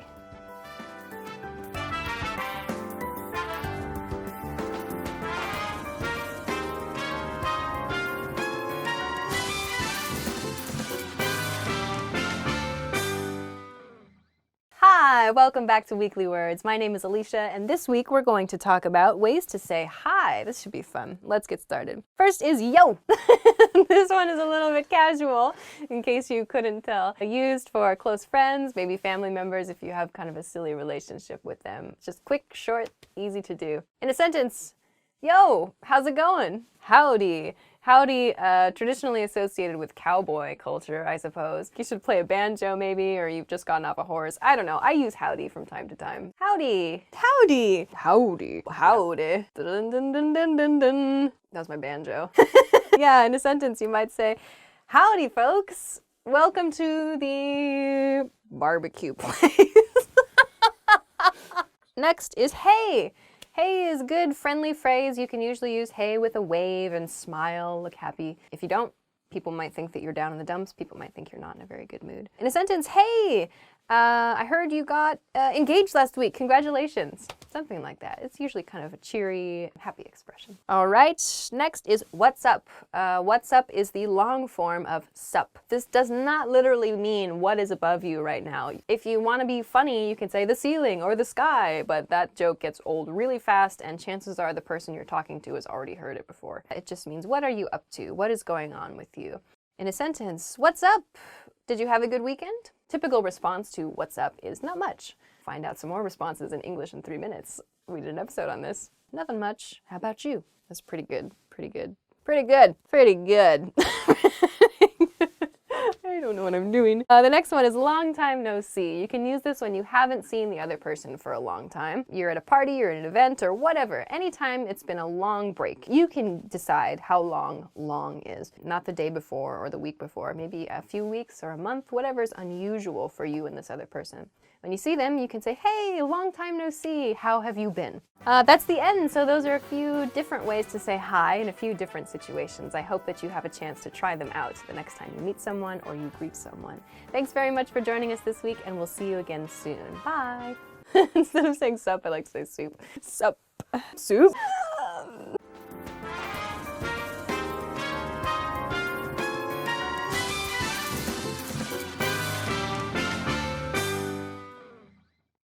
Expand your vocabulary with our core 2,000 words ebook. It's free and packed with essential expressions that you'll use on a daily basis. Start building your vocabulary today. Click the link in the description below to download your free English ebook before it's gone.